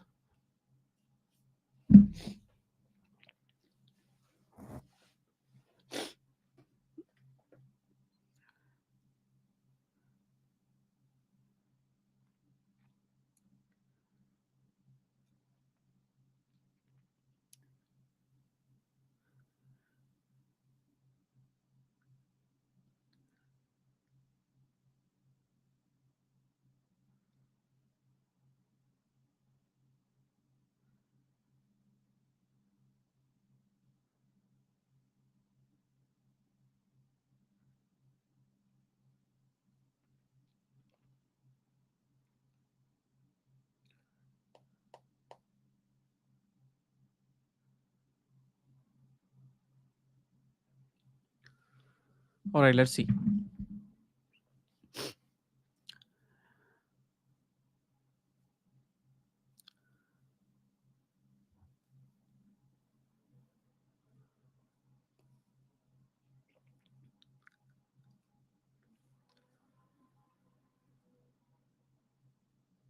So it's making the changes in all the places where we have images, but they're now supposed to be optional.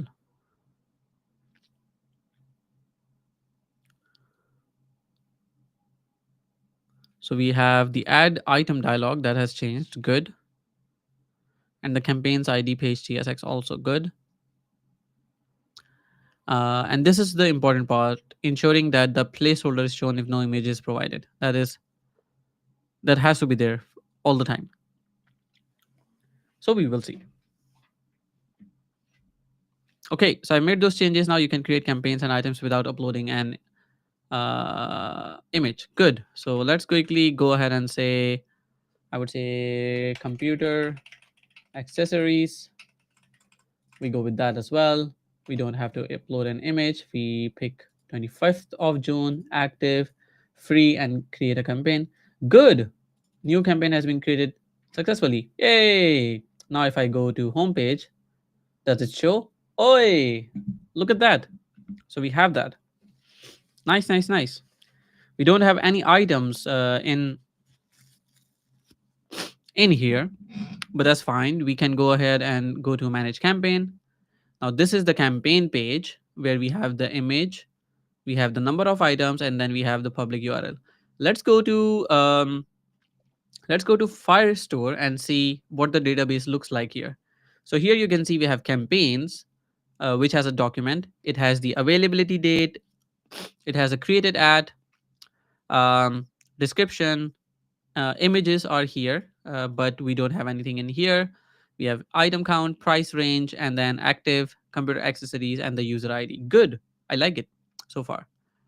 Then we can start with adding a new item. So here we can say mousepad, and here we can say large. A large mousepad is what it is. Okay. Now I can say the quantity is 2 or limit item per person. So let's keep it 1 for now. and we can say paid from 0 to, I don't know, $2, add the item. So here we have the item now. It's up to $2, a large mouse pad. No requests are here. This is available at the moment. And in here, you can also see that there are one items in this campaign automatically being shown since it's using Firebase. And we can copy the public URL as well. We can go here, try it out. I'm not really sure what's gonna say. Well, let's see. Okay, so this is the public URL. If I go there, let's see what we are going to be able to see there. This 6,000 is being shown in the editor itself, so I'm not really sure it's gonna be shown here.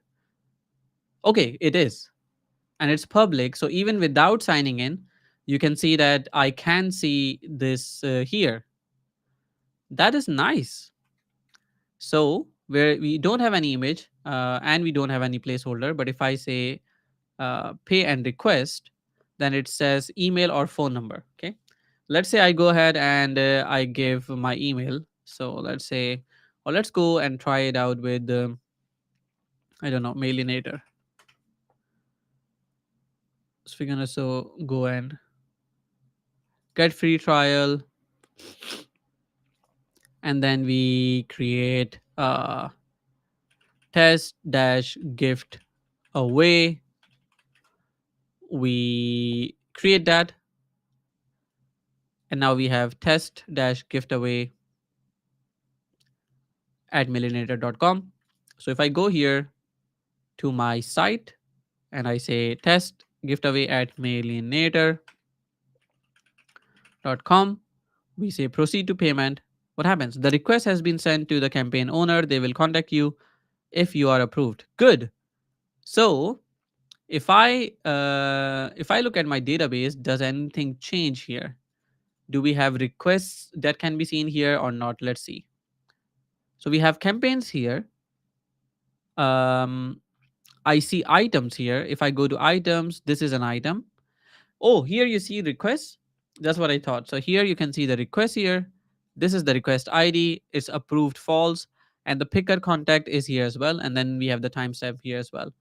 So if I go to the user which is logged in, who created the application here now, you can see there are no requests, right? But if I reload, I should be able to see one request. Hey, look at that. We have one request right here. If we click now, we can see that test giftaway mailinator.com has requested 1 minute ago. We also see a placeholder here as well. Good. Now I could approve or reject in this case.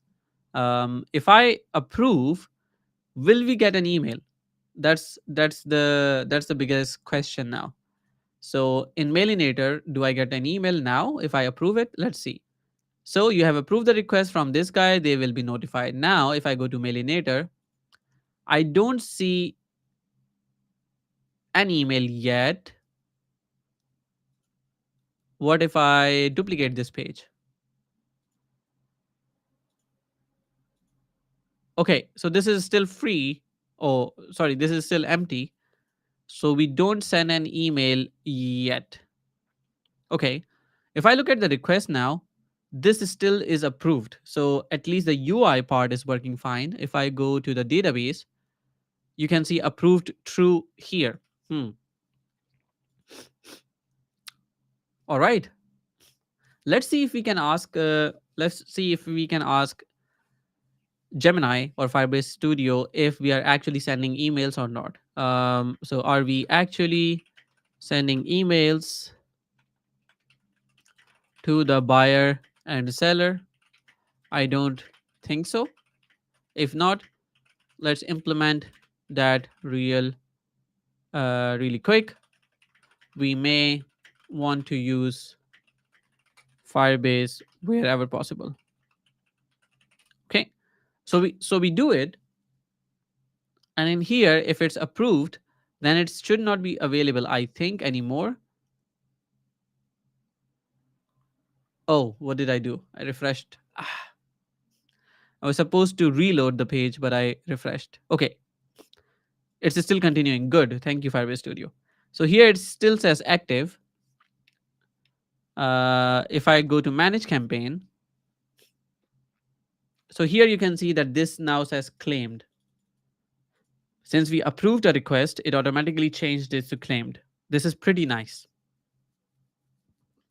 And how you can see how long have we been live for? It's like 2 hours, and in 2 hours we have a system that allows people to create campaign, to make to show the campaigns being active, to see the items here as well. We don't have Stripe payments yet implemented, but I don't think it's going to take too much time to do that. But this is something that we could expand upon in the future live streams as well. What do you think? Do you think we should continue working on this? And you can also take some ideas on like prompts, etc., on what we are doing, and you can try it on your own as well. So here it says, you're absolutely right. The app doesn't really send notifications right now, which is a crucial feature. I'll use the official Firebase trigger email extension pattern. This involves writing an email details to a specific Firestore collection mail, and the extension handles the rest. This keeps our code clean. For this to work, I make the code changes. You will need to install and configure the trigger email extension in your Firebase project. I have never heard of that trigger email extension, to be honest. You can find the Firebase console under extensions during setup. It will ask for your collection path using mail and your SMTP provider credentials like SendGrid, Mailgun. Aha, okay, interesting. Interesting. But I could use my Mailgun for this, which is super nice, actually. Okay, here it says I've implemented the logic. Once you set up the trigger email extension in Firebase, it will work automatically when a request is approved. Okay, so with the Firebase thingy, I want to see where that is, the extensions, so to say. So extensions. Aha, prepackaged solutions that save you time. I've not looked into this at all. If I was a Firebase GDE, maybe I would have known this. Okay, so we have, how do I get started? Explore extensions hub. Here we have some extension hubs.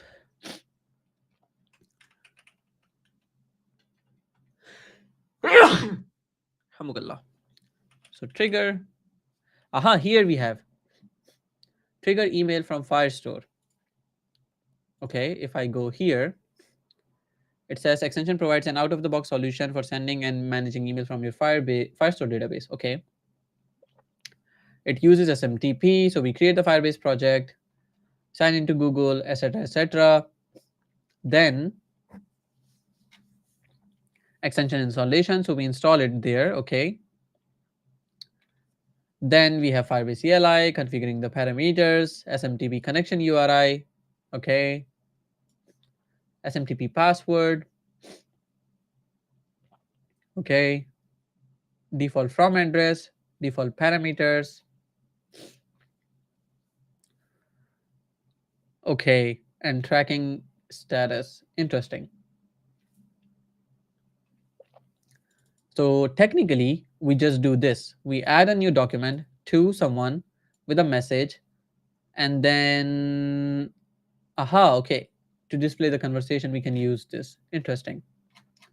But I think this is the main part. The first of all, installing it in the Firebase console. So let's quickly install that.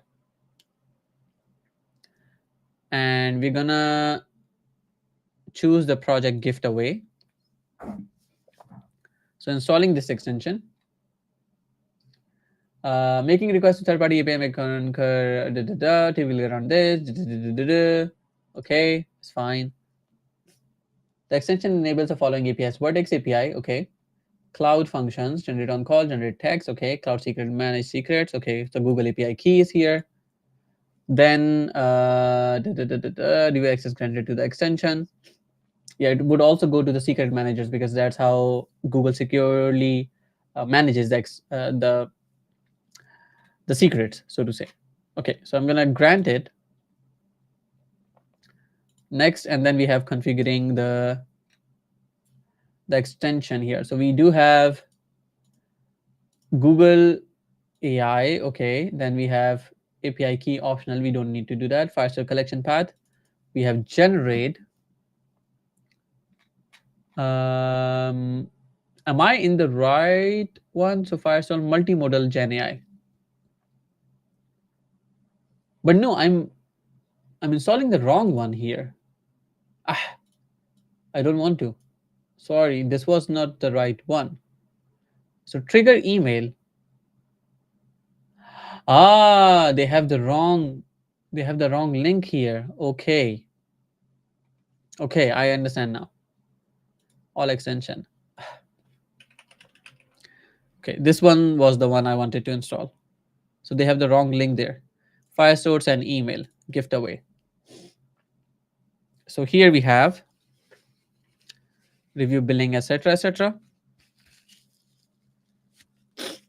Okay, so here we have cloud functions, secret managers, SMTP password, client ID, client secret, refresh token. Okay, good. Then we have the compute engine that we are going to enable. We're going to do next.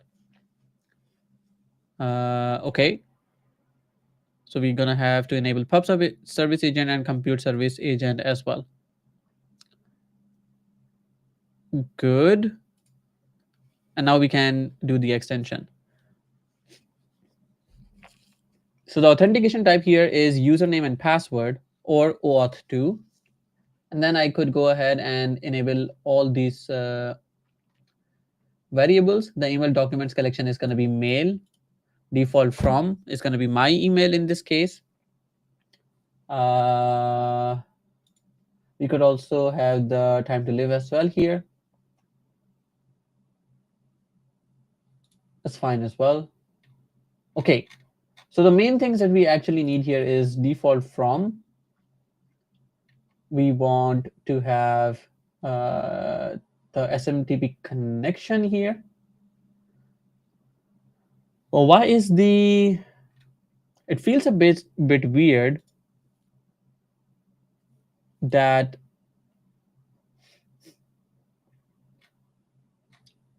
we have to have the SMTP URI. So a URI secure format is this one.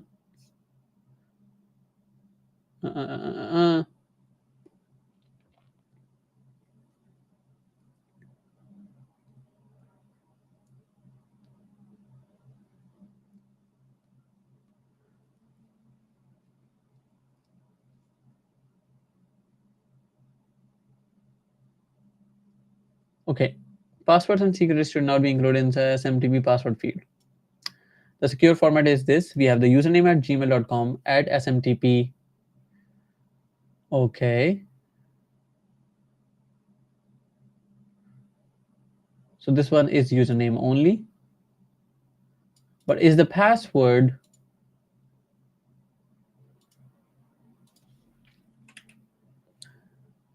but what I'm thinking is the password optional, which is a bit weird. Use password for SMTP server. Database region is required. Where is our database region? So if I go to Firestore database,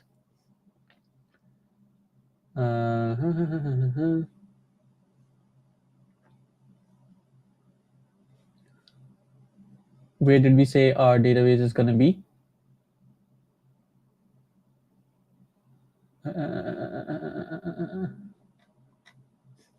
Here we have, so Europe 3. So we go to here and then we say EUR3.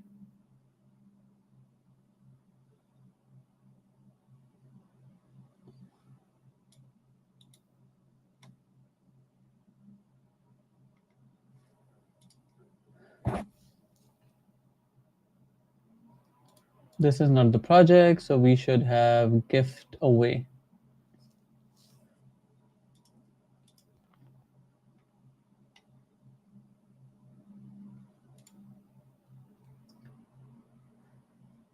So we have Belgium and Netherlands. That's where it is.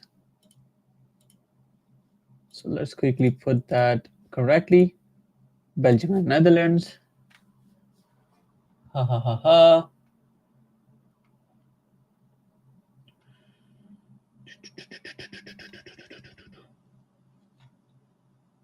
From address is still gonna be I'm looking into if we don't really have to provide the password at all, it automatically does it, or do we have to do it ourselves?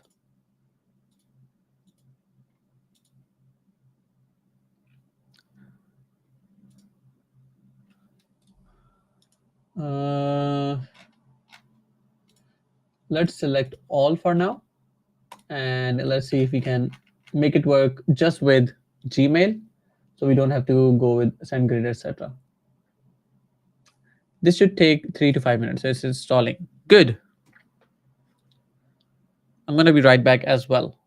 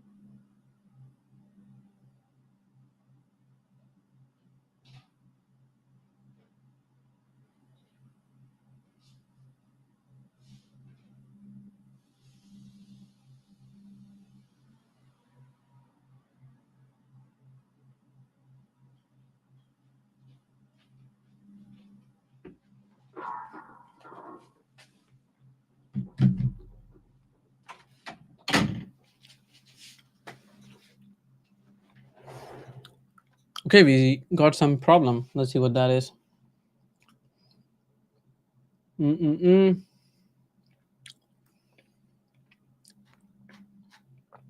What was the error itself?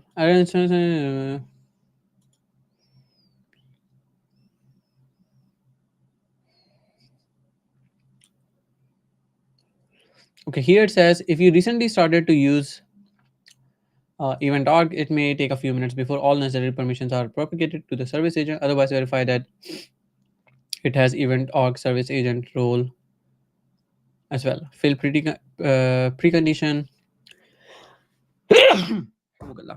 Bad request. That's fine. We can try reinstalling and see what happens. By the way, folks in the chat, are there any are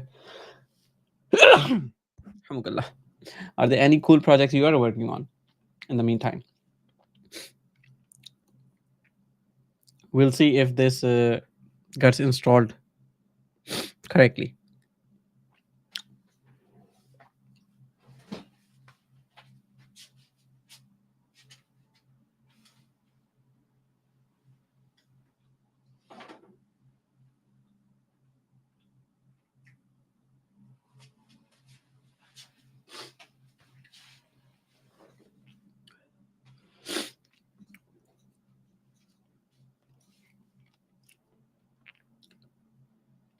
Right, let's see.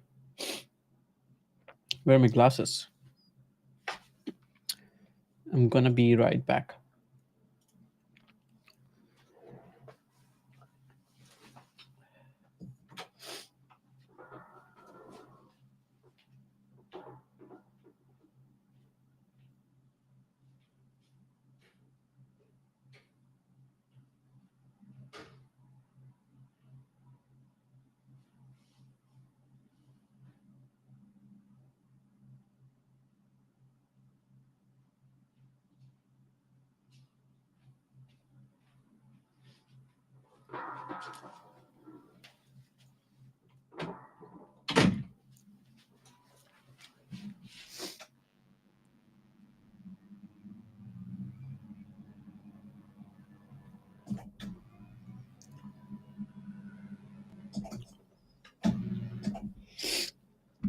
Okay,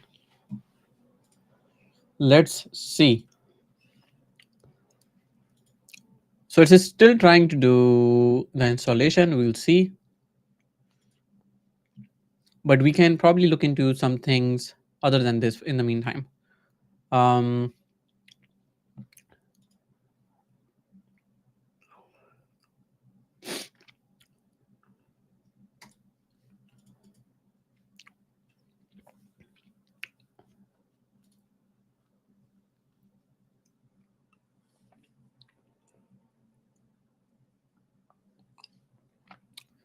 okay, so now there are no available items at all. The ones that have been claimed have been claimed. Okay,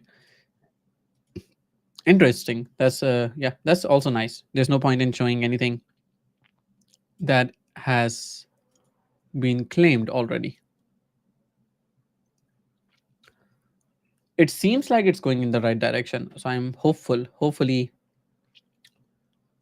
this works as expected. I think if it works as expected, as in it is able to send the emails, then I think we are good to go. But in the meantime, let's also try to add one more thing. um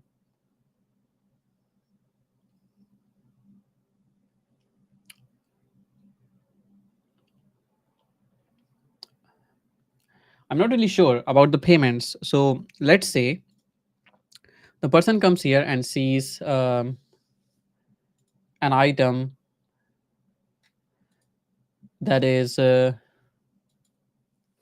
here we have now set it to approve, right? We probably also want to say that we could say unapproved, or we could say request payment if the item is not free. So here we can say how do we should implement a way for unapproving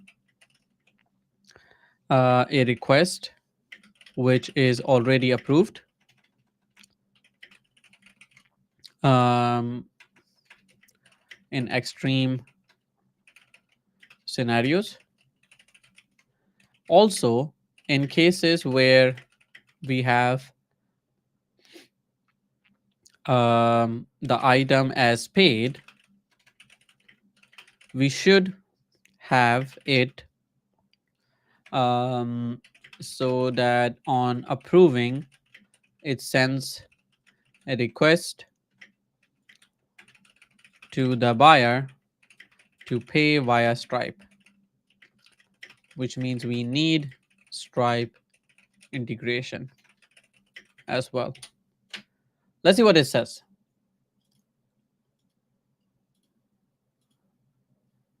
And the extension seems to be almost installed. That's actually good.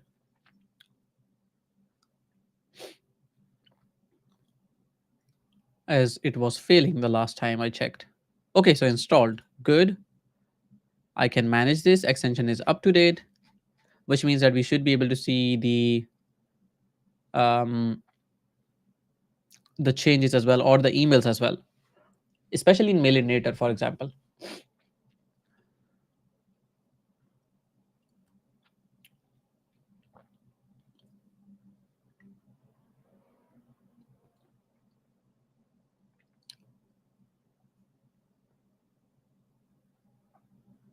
What do you think about the experience so far? It seems like it has been really good, at least for me. Everything has been implemented. There were a few things here and there, but it still seems pretty nice.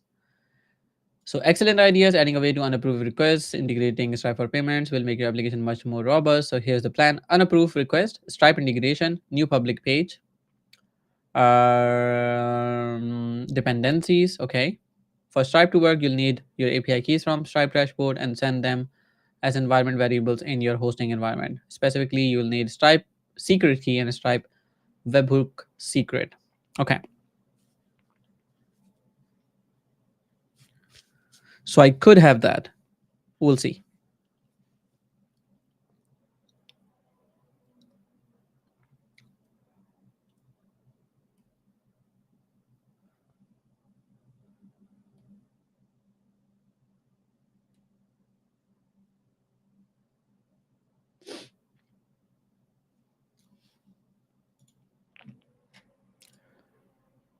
Hamza says, Salam, Ahsan, hope you're doing well. Alhamdulillah, I'm doing well. How are you doing?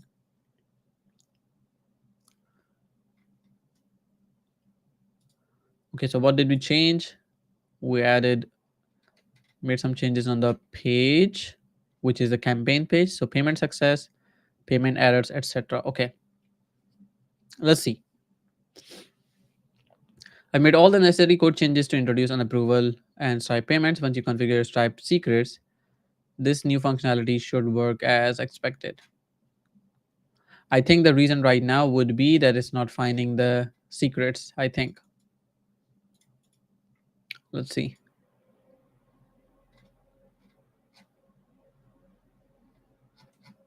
It keeps restarting the server. I think it's because of the missing secrets. Could be. But let's say investigate.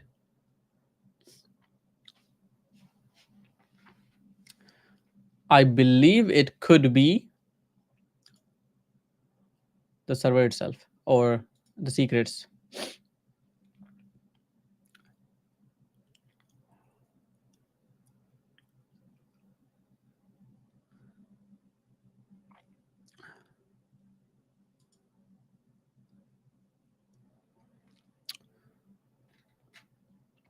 Do we really want to change something here? I don't think so, to be honest.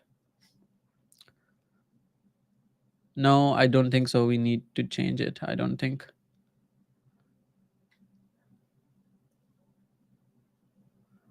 I don't think so.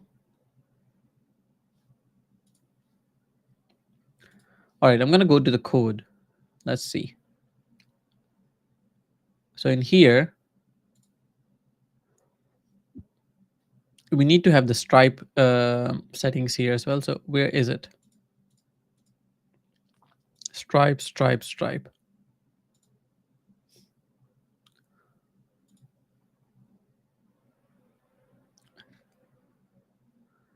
I would say hard restart. And do we have Stripe? We do have a Stripe webhook here. So we should have the secret key in the environment. And we should also have the Stripe webhook secret as well. Okay.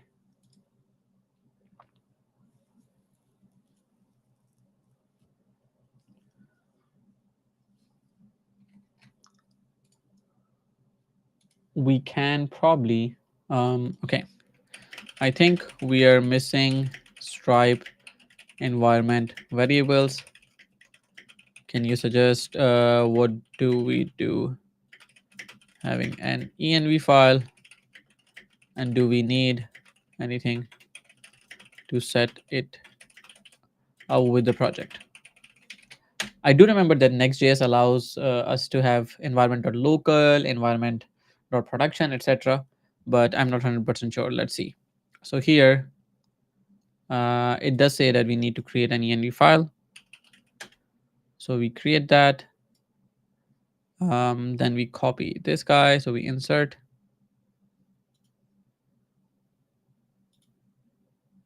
Okay, I'm gonna paste it.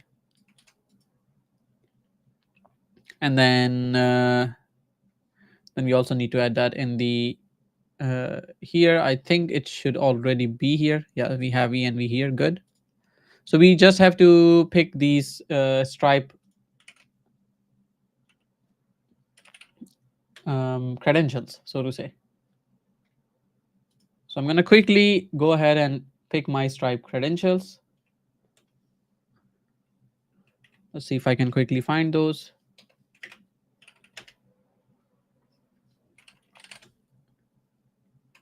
Stripe, Stripe, Stripe.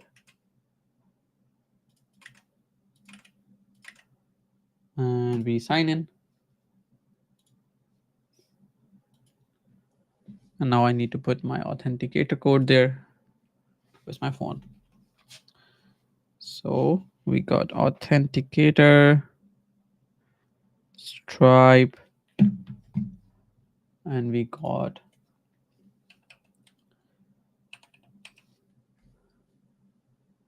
okay.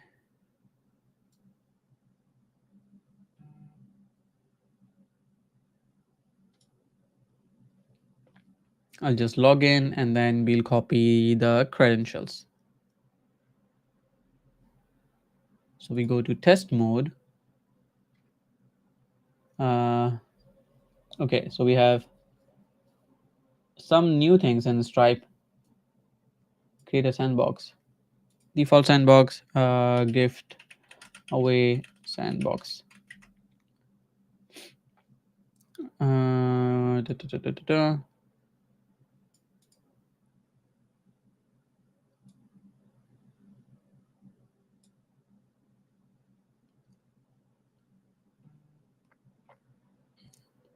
Okay. I'm doing some things in my Stripe dashboard so I can test mode has been moved. Okay, so this is still sandbox. Test modes have been moved. Show me. Sandboxes and test mode now live together under sandboxes menu. Okay.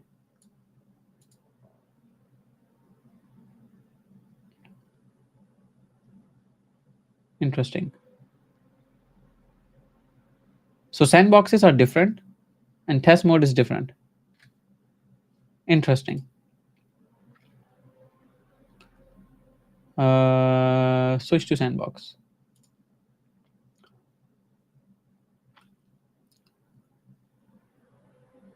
And then I'm gonna have the keys. So publishable key and secret key. But what is the web? Okay, so we need the we need the secret key and we also need the webhooks as well. Web hooks.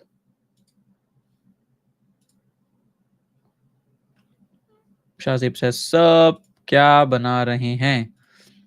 हम बना रहे हैं a gift away web application. So we can give away things for free and for paid. Abhi we are looking into um, we're looking into just enabling Stripe so we can have payments working. That's the goal.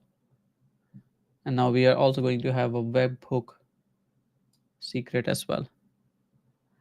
This is going to be tough. So we would have to go with, was it, okay.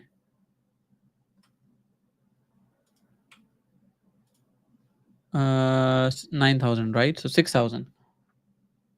So we go to, I'm not trying to put the keys or set a webhook for a Stripe.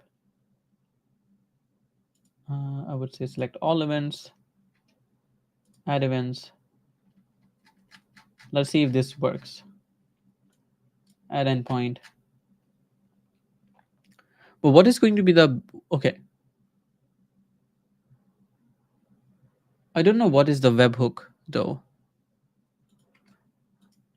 Let me see if I can try to show you.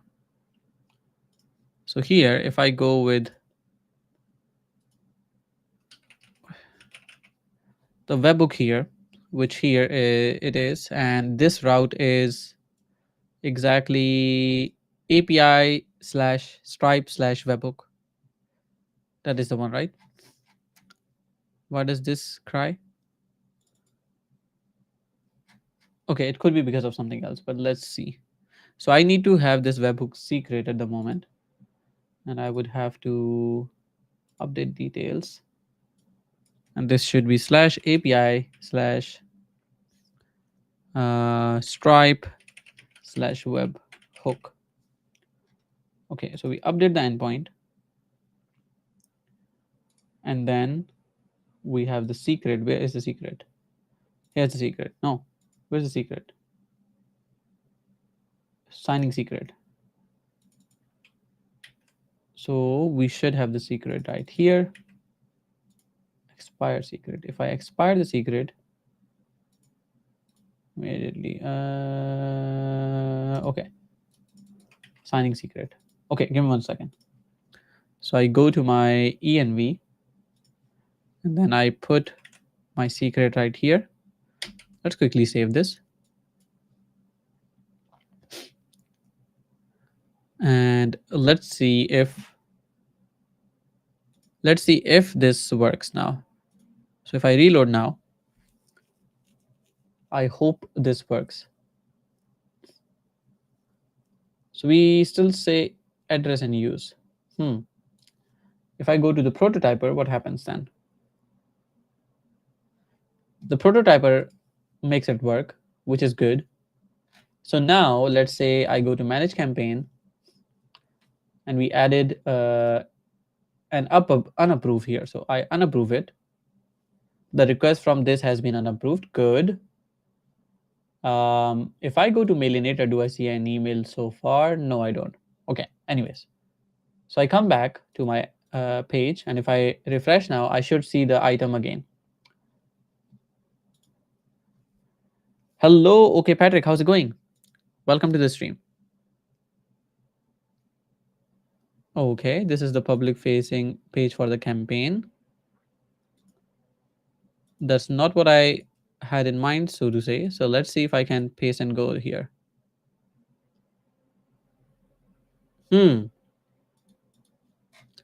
That is interesting.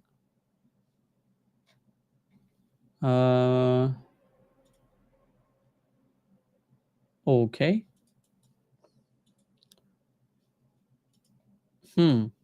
If I reload this, Patrick says I'm doing good. Thank you. I'm doing good, well as here. I've been live for about 2 hours 23 minutes. So we're gonna wrap it up soon, but we'll see. So here, if I go ahead and do approve, what does it say? It says a payment link has been sent to giftaway@mailinator.com, right? I'm not really sure if that is correct, but let's see. If I go to Mailinator, I don't see any email yet, right? Test-giftaway. I think that is the right email. So I don't see it yet, but let's check the database. So if I reload here, we should at least create the mail thing here. See? So the mails are here. Error missing credentials for plain. And here as well, we got the same, right? So we're going to delete these. We're going to delete the collection for now. And we're going to set the credentials again for the extension. So if I go to extensions and we go to manage, here we just have the username, but we have not set the SMTP password, or we have the OAuth SMTP password at the moment. I'm thinking I should probably use my Mailinator, Mailgun for this. Let me quickly have a look at this, or maybe I'm not really sure. Let's see how to generate SMTP password for Gmail for Firebase trigger email. Let's quickly try that out. I'm gonna also go here to see the same. Okay.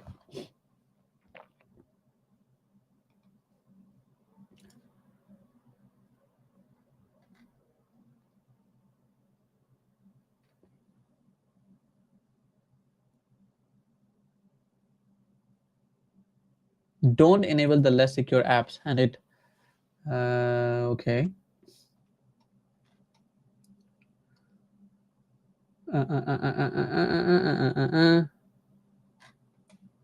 That's not the one.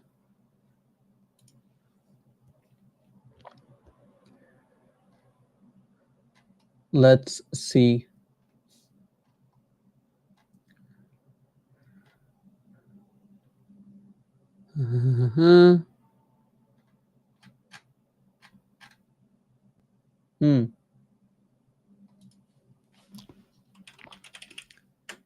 We don't see Gmail here. I could use, so here it says we could have SendGrid, Mailgun, or MailChimp transactional email, but it could also be a server you run yourself.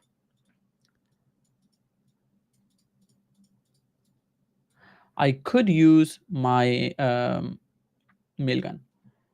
Okay, Patrick says, what are you working on? I'm working on vibe coding an app with Firebase Studio, which would allow to have users give away stuff for free for some money. And right now we are implementing the Stripe payments for this one, and it has been about 2.5 hours since we started, and we have a whole system where you could log in um, with your Google account. In this case, you could create some campaigns. For example, this is the campaign that I created, and then in the campaigns you can go ahead and create items. The campaign shows how many items are there, which status it is for the item itself. People could request, for example, that I want to pick this up, and the person who has created the campaign or the items to give away can approve, reject, and if this is supposed to be paid, then it should send an email to the person who says I'm gonna buy it or pick it for payments via Stripe. So we are looking at that at the moment, and where we are at the moment is essentially setting up the email itself. So we could, I don't know, we could actually set up the mailgun, but I don't really want to do that, to be honest, because if I do that, then mm, I don't know, because if I deploy this, then it's going to be a problem, because then everybody could use that, and I don't want my mailgun to run out of information, so to say. But let's see. I'm gonna at least try for the sake of trying. So let's see if I can put the password here as well. I'm currently just trying to log in. Wait, what happened here? I did entry.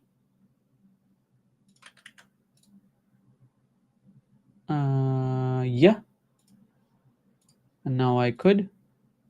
So I'm gonna try to um, send some test emails as well. Send. What was the send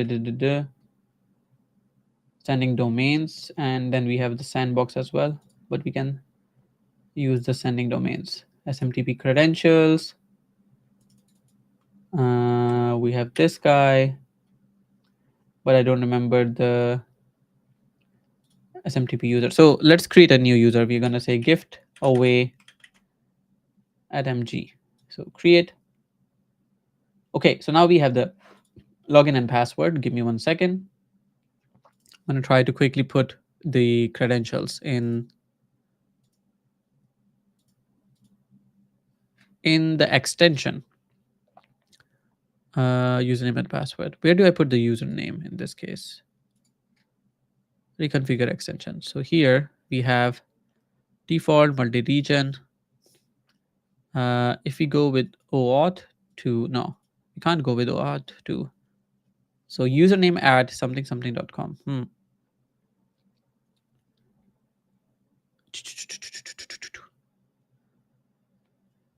Okay, let's see. Username and password. I would say we could go with, and then we have the URL as well, right?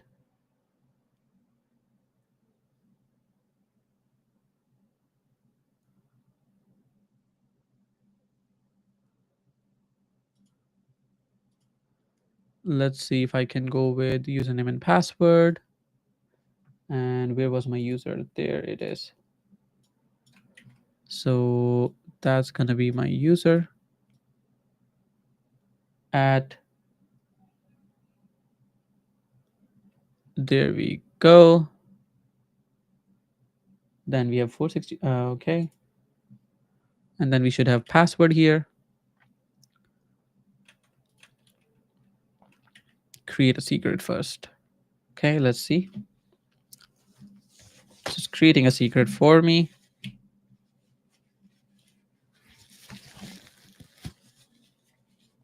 Okay.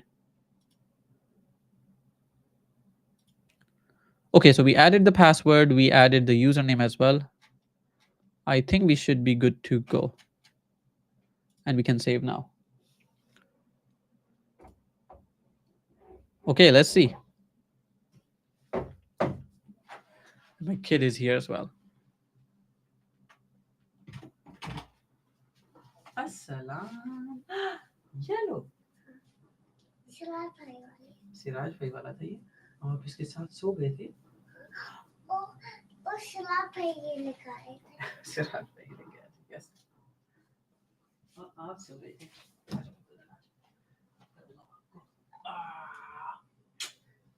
अब तुमसे बात करते तुमसे बात करते मैं किसी से भी बात नहीं कर रहा था मैं तो काम कर रहा था थोड़ा सा मैं किसी से बात कर रही मैं कुछ बोल बोल के काम कर रहा था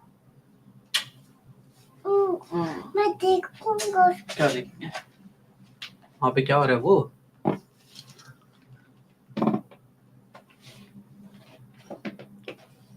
ये क्या हो रहा है कैसा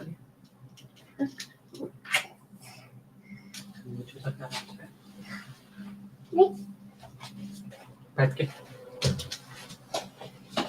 Okay, so it's gonna take 3 to 5 minutes. We will see if that actually fixes it. But where are we? But at least what we could see is the database has that information. So when we go to Firestore database, whenever we are about to send an email, it sends it correctly. So if I unapprove it, does it send another email? I don't know. Let's see. It says actually there has been an update regarding your thingy mousepad. The seller has an unapproved request. You contact them for more details, and then here it is. But did it send it to the email? Not yet, right? Yeah, but it's supposed to look into this and then update it if there's a request that doesn't go well. So here we have requests.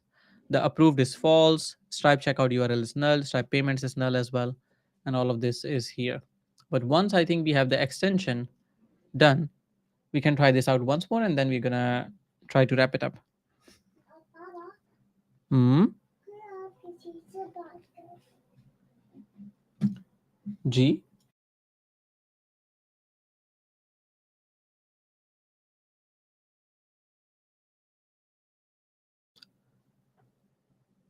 Okay. Let's see if there's anything else that we want to do. One thing that I'm a bit afraid about is this thing. Why did the campaign page turn into this thing? I'm gonna say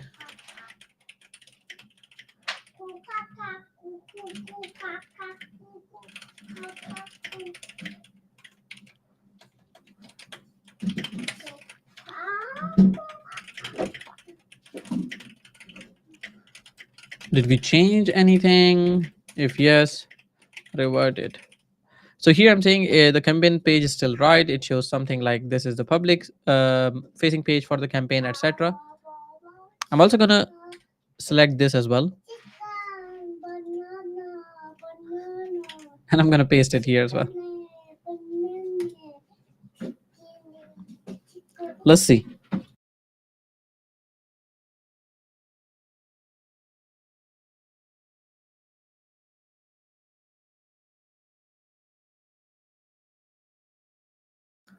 And this is almost done as well.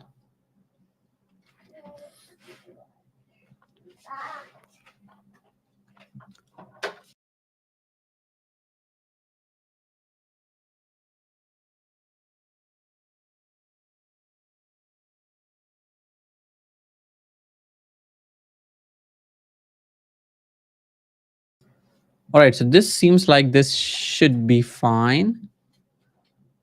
Let's see if I can go back to campaigns, mail, this, and this is what we have here, right? I'm gonna let it finish with the task that it's doing, and then we can try it one last time.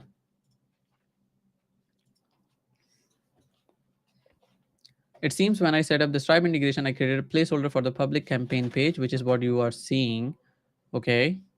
Apologies for that oversight. I'll replace the placeholder with a fully functional public campaign page that displays the campaign details and available items. Okay. So when working with the Stripe, it messed up the things. That kind of makes sense.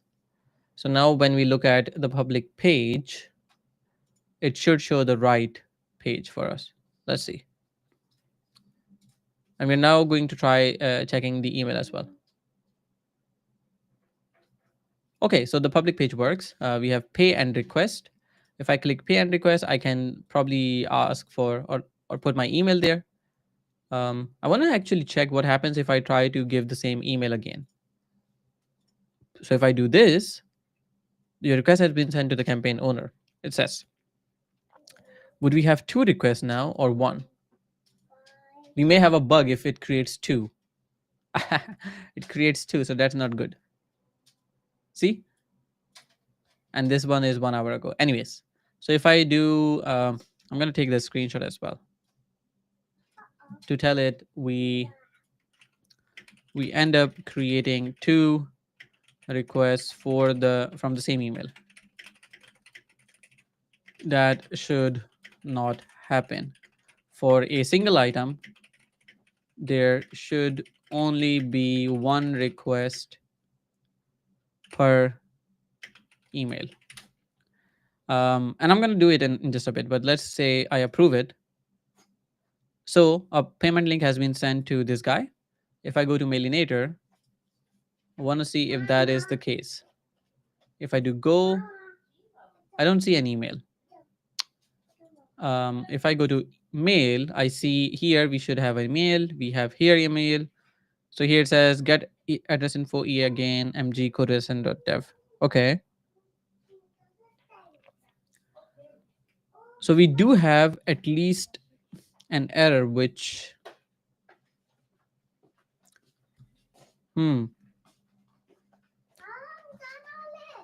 okay. Big park जाने वाले yes उसका नाम है old scented class okay उसमें हम जाएंगे what हम एक उसको लेंगे हम एक वॉली लेंगे ना classroom block वॉली लेंगे बैठेंगे फिर हम उसमें से ट्रेन जाएगी ओपन ब्लॉक वहाँ से हम एक खास ट्रेन उसका नाम का कल हॉल अच्छा वो हाँ वाली ट्रेन है हाँ वाली ट्रेन होगी वो अच्छा अच्छा अच्छा ओके कल हॉल वाली okay Okay, so folks, I think I'm done for today.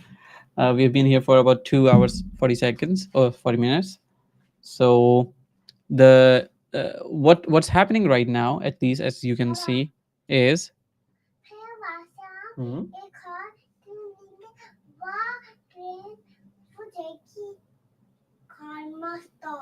Kamlastan. Okay.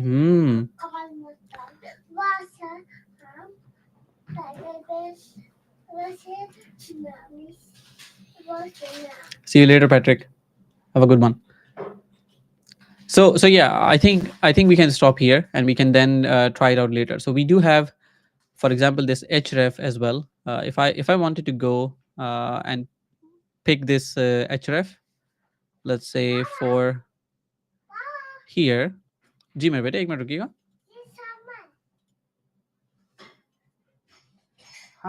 Yes, it is. And if I go directly to this link, you can see this is a checkout link, right?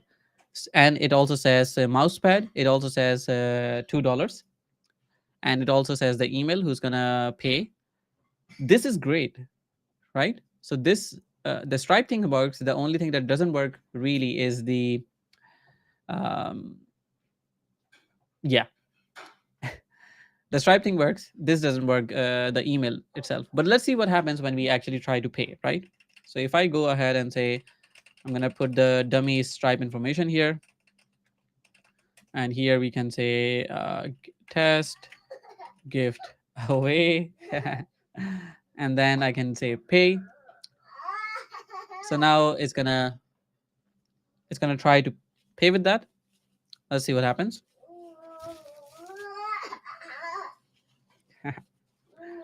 And now this is paid. So it tries to go back to localhost this, but this is not the link.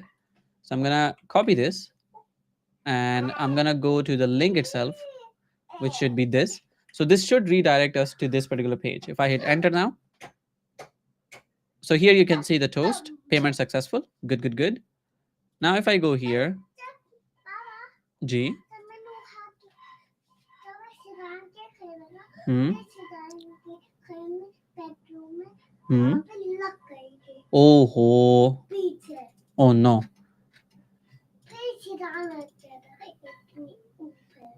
acha, okay. And hmm,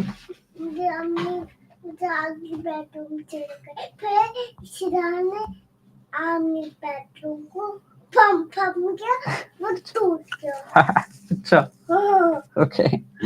Hmm. All right. So we're gonna keep it like this. This is the last thing that I'm gonna do. Fan Wan Tim. Hey, how's it going?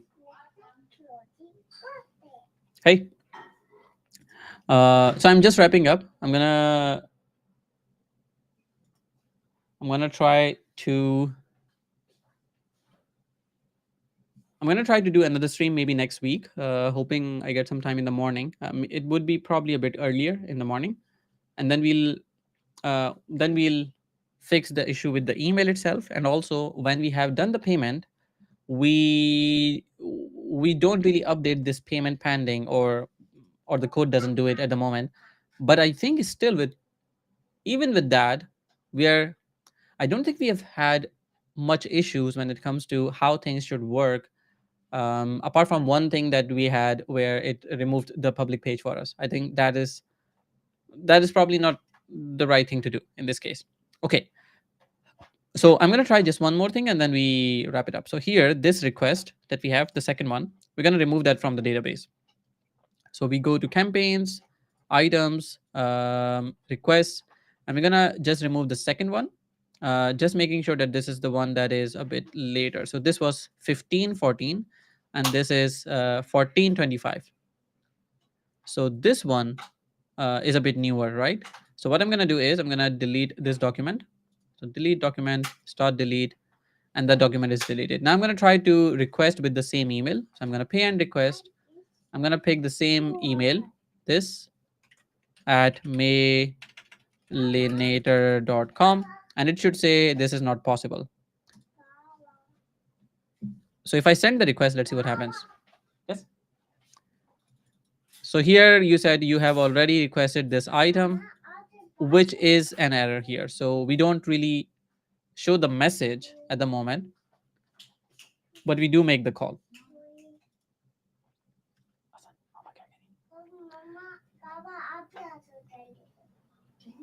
I'm from Vietnamese. I love Angular. I learned Angular through you. Awesome. Then you probably know, Fawn, that the book that I was trying to publish is actually about to be published. If I can quickly show you. And I think there was a QR code as well here, which is right here. So Mastering Angular Signals is about to go to Kindle Direct Publishing, which means that it's going to be published really soon. I'm just waiting for.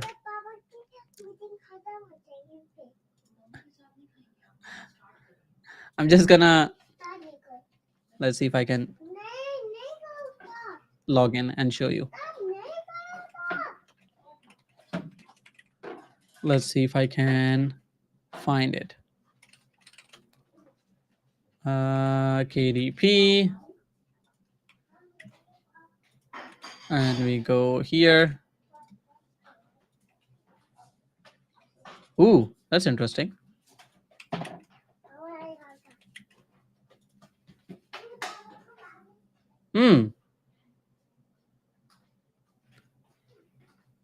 Interesting.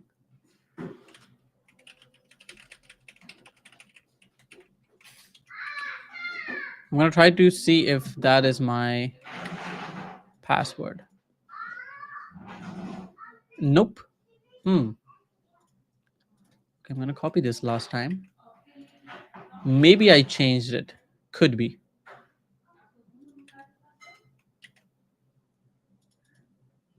Let's see. I'm gonna try to see if I can find it. Amazon KDP. That's the one. If I paste it. Interesting. Sign in with a passkey. There are multiple passkeys. Did I forget my password for KDP?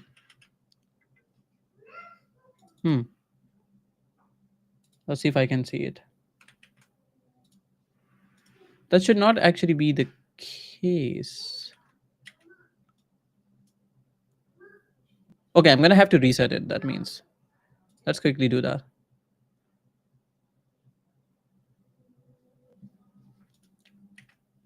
I'm gonna try to figure it out as soon as possible.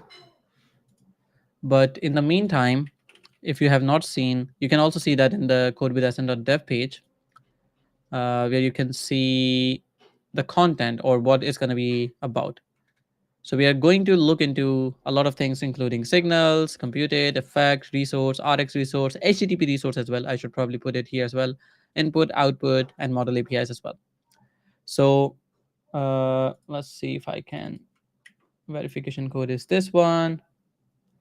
Let me quickly see if I can figure it out. KDP, there we go. And we should have a new code. And we should have it key pass. I'm going to generate a new code or a new password that I can also save. So I'm going to regenerate a new code.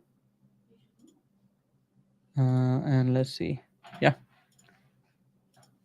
And we copy this guy, we paste it 2 times, and then we should be good to go. Good. I'm going to copy this one more time, paste it. And now we have a one-time password as well.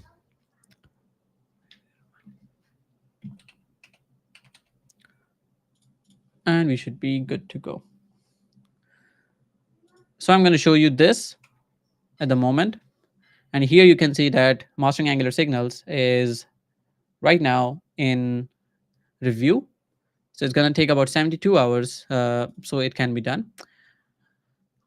It should be approved pretty soon. The Kindle one, I have to update the manuscript of this one because it contained a few things which are not really up to date. But the paperback one should be up to date because I also had to update the cover as well. That was not approved by Amazon because it had some issues with the, what was it? The skeleton of the book. So that was not correct. But what I want to show you also is